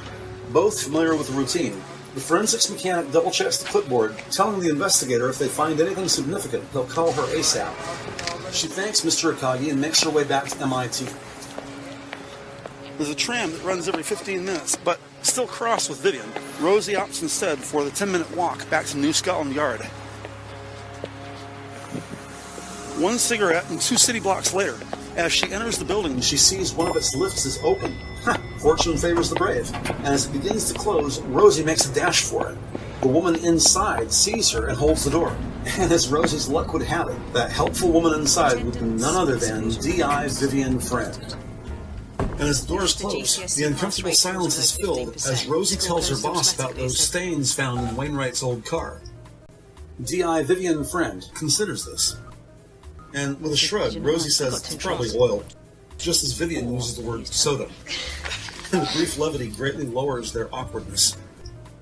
And finally, Detective Constable Rosie McManus says this case is bloody maddening. She was wrong to lose her cool with Celia, and earnestly she promises her boss it will not happen again. The lead investigator thanks Rosie for that acknowledgement, says they're both of common understanding, no disciplinary action necessary. Just please, for heaven's sakes, try to keep a lid on that temper of hers, and they can both avoid the hot seat. The 2 detectives return to their respective desks. Convinced there are clues to be seen, and not for the first time, Detective McManus studies that videotape, the Seabrook's press appeal from 3 years ago. What is she not seeing in this video? She watches Phil Seabrook, how he holds his wife's head against his chest and stroking her hair. Runs the tape back, this time watches Celia, her movements, nuances, facial expressions. Both parents wearing the Beckwith pub's signature maroon polo shirts. Frustrated, Rosie is certain she's missing something as obvious as the nose on her face. But it's the Seabrooks on whose faces she now focuses. Matching bags beneath their eyes, both exhausted in their own private hell. Phil's face unshaven, Celia white as a sheet. Both wear their wedding bands. Like most small business owners, both wear affordable black wristwatches. Celia's only concessions to adornment are modest eyeliner and a medium-sized hoop on each ear. The readout says, Vehicle Forensics GA. Rosie grabs it. Hello, McManus. You're joking. Yeah, I tell her. Hang on. Go. And 20 minutes later, once again, she finds herself sitting across the table from Paul Wainwright with her boss, Vivian Friend, to her immediate left. And wanting to avoid more tabletop screaming sessions, this time 2 burly guards stand just behind the seated suspect. But a lot's changed since Wainwright was handcuffed at Checker's billiards hall. The alcoholic suspect's demeanor has gone from smug and confrontational to scared and disoriented. Oxazepam, administered by detox specialists, helps with Wainwright's alcohol withdrawal. An opening few questions just to get a baseline reading on his general tone and truthfulness. Is there anything he'd like to tell investigators? Has he been deprived of meals, rest, or medical attention? Would he like free legal advice? Would he like a glass of water? Predictably, Wainwright answers no on all counts, and with a bewildered expression on his face, his booze-marinated mind blasted by years of bad decisions. But here now, the suspect's eyes, like those of a timid animal, dart nervously all about the interview room. So, on to more pressing issues. Vivian says the Saab 9000 he owned 3 years ago has just completed the first of its forensics analysis, and... Can you explain why we found Lucy Seabrook's blood in your car? You said you drove home from the pub that night, yes? I can't remember. In your statement, you say your car was parked outside your flat the next morning. He tries to think. I must have. I found the keys in the hallway. What about your clothes? Any blood on them? I can't remember. As astonished as he is confused, shaking in his chair, the suspect begins to cry. This is not the usual theatrics of someone trying to get out of a crime. The 27-year-old suspect looks baffled, truly not knowing whether or not 3 years ago he killed Lucy Seabrook. I killed her. I killed Lucy. I didn't mean to do it. I did kill her. Didn't I? Obviously, there's a difference between a genuine confession and some brain-dead drunkard mentally flailing to recall one of his many stupors from 3 years ago. I can't remember. Whimpering like a traumatized child, this is the man who wielded a 3-pound keg mallet when he viciously bludgeoned Lucy Seabrook? Indeed, the object of his desire, whose pretty face he sketched on those little cardboard drink coasters? Does any of this make sense to you? Oh yeah, it's about as likely as Vivian playing center for the London City Royals. If there's one thing on which Vivian and Rosie both agree, it's that Paul Wainwright did not kill Lucy Seabrook. I did kill her, didn't I? No, you prat. You didn't kill her. Somebody else did. Vivian tells Rosie to call and schedule Wainwright for release once the infirmary deems him fit. About half an hour later, another impromptu meeting with all the team, not least of whom Vivian's dubious supervisor, Detective Chief Inspector Malcolm Savage. You're ruling out Wainwright? Oh, can't ignore the forensics. But? Well, every witness says he was so drunk that night he could hardly even stand up, let alone orchestrate a murder and disposal of a body. Sitting at her desk, D.C. McManus checks her computer screen. Wainwright said that his keys were dropped in the hallway. Oh, someone could have dropped them off through the letterbox.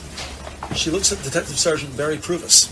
Sarge, have you got Moira Hopkins' statement, please? Yeah.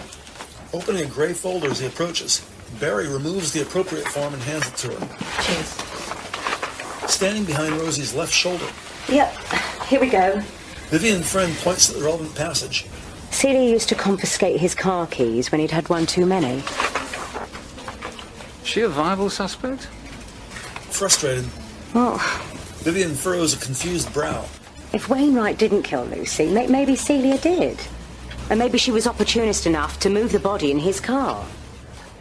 Oh, really? Well, why would Celia have kept the sketches that Wainwright did of Lucy? Well, that's right, they did come out on cue. And if she'd found out that Lucy was pregnant by the dad, well, of course, that would be one hell of a motive. Surely the father's still your prime suspect. But Vivian shakes her head. Well, no, Dean Guthrie said he didn't move from his seat until last orders. That's well after time of death. You reckon Celia knew all about the abuse? Detective Constable McManus nods her head. Any mother would. And that's when Rosie finally gets it. The press appeal, that thing she kept missing in the video. She kept focusing on the father, Phil. Yeah, can I just show you something, please? She grabs the remote control And just watch this. and hits play. If you have any information, however small, please come forward. I just want my baby back. Rosie hits pause, gestures at the freeze frame of Celia Seabrook's face. When a child goes missing, true hell is not knowing. Whatever the news, even if it's bad news, if this mother truly didn't know the fate of her only child, the mother's anxiety would be through the roof, as opposed to what they have here. That's not anxiety she's displaying. That's shock. She knew Lucy was already dead.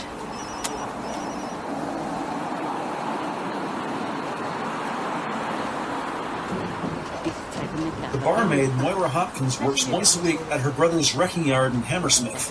And after a pleasant drive west along the A4, detectives Vivian Friend and Rosie McManus catch up with the 50-something chain smoker standing near the business entrance of Quid for Cars, Salvage and Wrecking. As far as Moira's concerned, Celia was okay, but her husband Phil, not so much. To hear Moira tell him, Phil Seabrook enjoys all the perks and acts like he's king of the castle. But in fact, it's Celia's pub. She manages it, keeps the books, supplies, taxes, etc. But behind the back. How did you get on with Celia? Not bosom buddies, but Moira takes a drag off her cigarette. she was all right. That Phil, hail fellow well met, but I never took to him. Can never put my finger on why. The night Lucy disappeared, can you remember if Celia confiscated Paul Wainwright's car keys? It's so long ago. It's important. Well, she could have done. She grabbed his keys on a regular basis. But that night in particular... Detective Inspector Friend asks, Did Celia change her clothes that night? Change her clothes? Wait, Celia? You don't think Celia? Rosie shrugs. We're covering all angles. But now that she mentions it, She changed her top. Moira's eyes flash recollection. I remember because Lucy was laughing about those stupid polo shirts.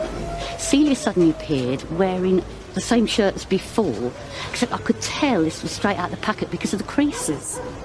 Rosie takes note. Creases in shirt. What about her trousers and shoes? Jeans, trainers, same as usual. Nondescript.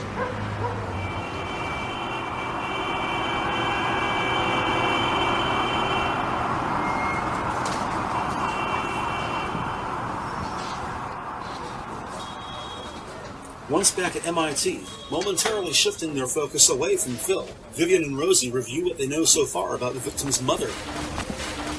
We've only got Celia's word that she was upstairs having dinner. Now, she claims not to know anything about Lucy being abused by her father, except every witness says that Phil was obsessed with Lucy. So if they noticed, why didn't she? Reinhardt was sure that Celia changed her top that night, and we know that she had regular access to Wainwright's car. How are we doing with Celia's background check? It turns out... Across the room, the baby-faced detective Scott Granger reads from a clipboard. Turns out she fell pregnant with Lucy before she was married. Her parents are traditional types, didn't approve. There was a big bust-up and they never spoke again. So she's got no one apart from Phil? There's another thing. Phil was 18 when they started dating. There's 5 years difference between them. She was 13 at the time. The four people consider what's just been said, and with only circumstantial evidence to go on, the next question is asked by BCI Malcolm Savage. You reckon Celia might break an interview? And answered by Detective Rosie McManus. Yeah, maybe. Given a sympathetic ear. You'll need one hell of a strategy. Yes, Sam. And as the senior administrator takes his leave, MIT's most proficient typist is called on by Vivian Friend. Barry, how fast can you transcribe Phil Seabrook's interview? Give me an hour. Okay. But typing Phil's statement only takes Barry 35 minutes. And a short time later, once again, Celia Seabrook, this time wearing her maroon polo shirt, sits across the table from Vivian Friend and Rosie McManus, who is currently reading aloud Phil's statement. Lucy was always wise beyond her years. We'd gone through so much together. Understood each other. One day she told me, "I love you, Daddy. I really love you," she said. She kissed me. And she kissed me again, on the lips. Celia's eyes clamped shut. I remember her smile. I held her. She wanted me to touch her. That was when she was 12. Rosie's head mostly facing down at the paper. With only her eyes, she looks up at Celia, as if, "Are you getting this?" That's Phil's statement. There's no mention of you. Celia gasps as Rosie presses her. I tried to put myself in your shoes. So I'd feel a failure. As a mother. And presses. As a woman. It's the shame. Not just what was happening, but all the other implications. And presses. To live with knowing that I couldn't satisfy my husband sexually. Celia, aghast, stares at Rosie. That my identity had been stripped by a daughter who didn't have the strength to tell my husband to stop. Knowing I was too weak to make a stand. Like I was worth absolutely nothing. Celia lunges at Rosie, grabs her by the throat, clamps down and starts squeezing hard. Vivian hits the black alarm tape and comes to Rosie's defense as two constables rush in.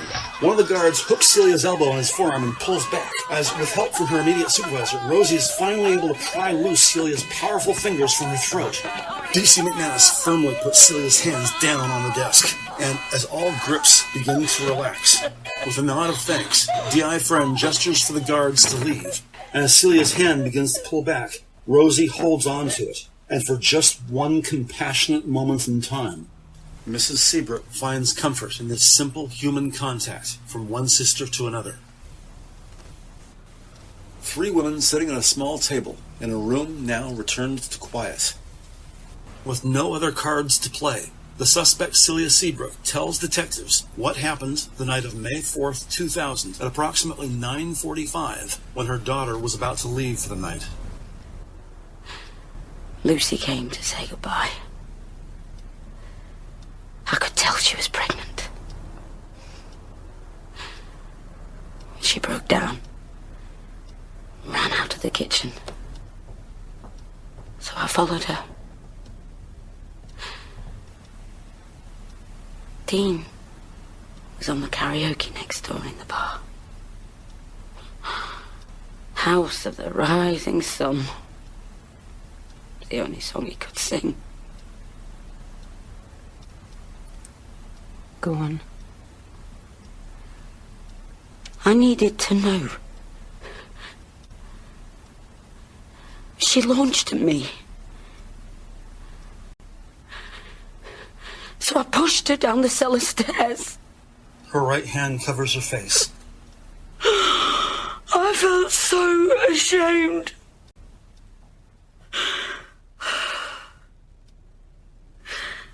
I went to help, to ask her for forgiveness.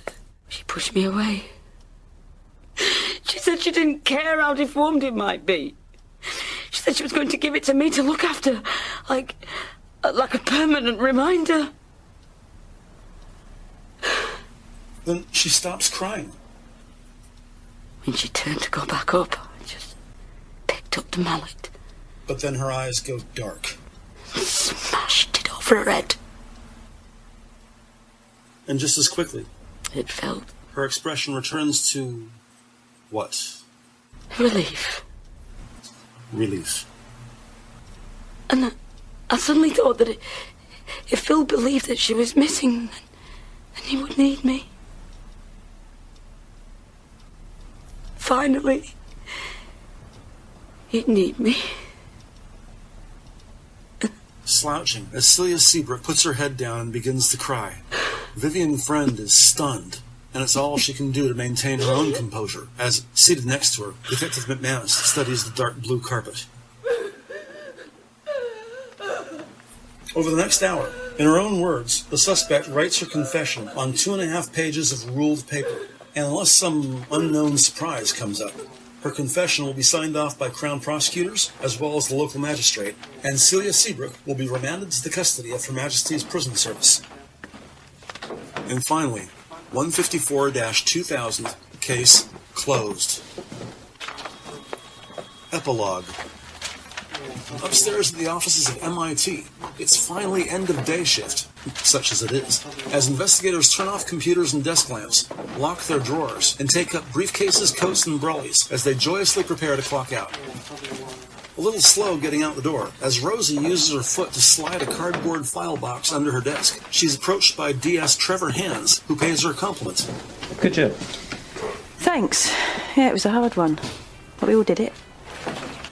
With friendly demeanor, the detective sergeant departs, leaving Rosie plagued with the irony of Celia Seabrook's actions. And now Celia's behind bars, where Phil is free as air. Down the hall, alone in her office, Detective Inspector Vivian Friend is composing her own report on case number 154-2000. Yeah. When she looks up to see a frustrated-looking Rosie McManus. Gov. Yes. There's no justice, is there, if Phil Seabrook can just walk away? I know. Lucy's dead. There's no complainant. Well, it's Celia I feel sorry for. Why don't you tell me about your dad? We have to deal with enough death at work, thanks very much. Go on, go home. Giving her boss a smile, Rosie takes her leave. A happy gauntlet of investigators file by Vivian's door on their way out. Night, Guff. Night. Night, boys. It's good work. In life, one of Detective Sergeant Graham Friend's favorite sayings was, "Keep calm and carry on." Here, now, sitting alone at her desk, his daughter Vivian sniffs but once and dutifully returns to her typing. This concludes Project Wasabi's audio drama, Charity and Vice, narrated by Brian Newberry. Editor's note: the story you just heard is a work of fiction. Any similarity to real people, law enforcement procedures, locations, streets, or dates is entirely coincidental.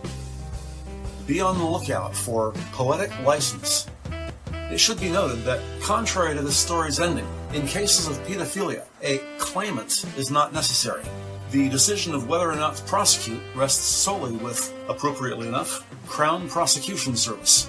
In real life, Phil Seabrook would be charged with child sexual abuse, his conviction all but certain, regardless of his victim being deceased, her moral disposition in life, how she died, who killed her, or the killer's motives. Produced by Project Wasabi, copyright 2022. This narrated program, Charity and Vice, is an audio adaptation of the TV show M.I.T, Murder Investigation Team, Season 1, Episode 2, Daddy's Little Girl, which first aired on May 10th, 2003. Written by Paul Marquez and Jake Rydell, directed by Michael Offer, Daddy's Little Girl featured the following actors. The role of D.I. Vivian Friend, played by Samantha Spiro. The role of D.C. Rosie McManus, played by Lindsay Colson. D.S. Barry Pruvis, played by Richard Hope. D.S. Trevor Hands, played by Michael McKell. D.C. Patrick Lincoln, played by Andrew Somerville. D.C. Scott Granger, played by Joe Shaw. The father, Phil Seabrook, played by Bradley Walsh. The mother, Celia Seabrook, played by Tracy Bennett. Sales clerk Della Waterman, played by Oni Uhiara. Professional escort Olivia Bryson, played by Christopher Duncan. DCI Malcolm Savage, played by Stephen Pacey. Dr. Fergus Gallagher, played by Vincenzo Pellegrino. DS Jim Daws, played by Howard Ward. Building contractor Paul Wainwright, played by Pete Lee Wilson. Big Bald Dean Guthrie, played by Paul McNeely. And Barmaid Moira Hopkins, played by Sue Elliott. This audio drama, Charity and Vice, features the following royalty-free music, courtesy of YouTube Creative Commons. The track, Antarctica, performed by the musicians Audionautics. The tracks, Invitation to the Castle Ball, Baroque Coffee House, and Calypso Beach Walk, performed by the musician Doug Maxwell. The tracks, Fluidscape and DACA, performed by the musician Kevin MacLeod. The track, Unfoldment, Revealment, Evolution, Exposition, Integration, performed by the musician Chris Zabriskie. The track, Sparse Clouds, performed by the musician Kinkus Moira. The track, Remember September, performed by the musicians Freedom Trail. And the tracks, Lurking and To the Top, as well as the track now playing, Chances, performed by the musicians Silent Partner.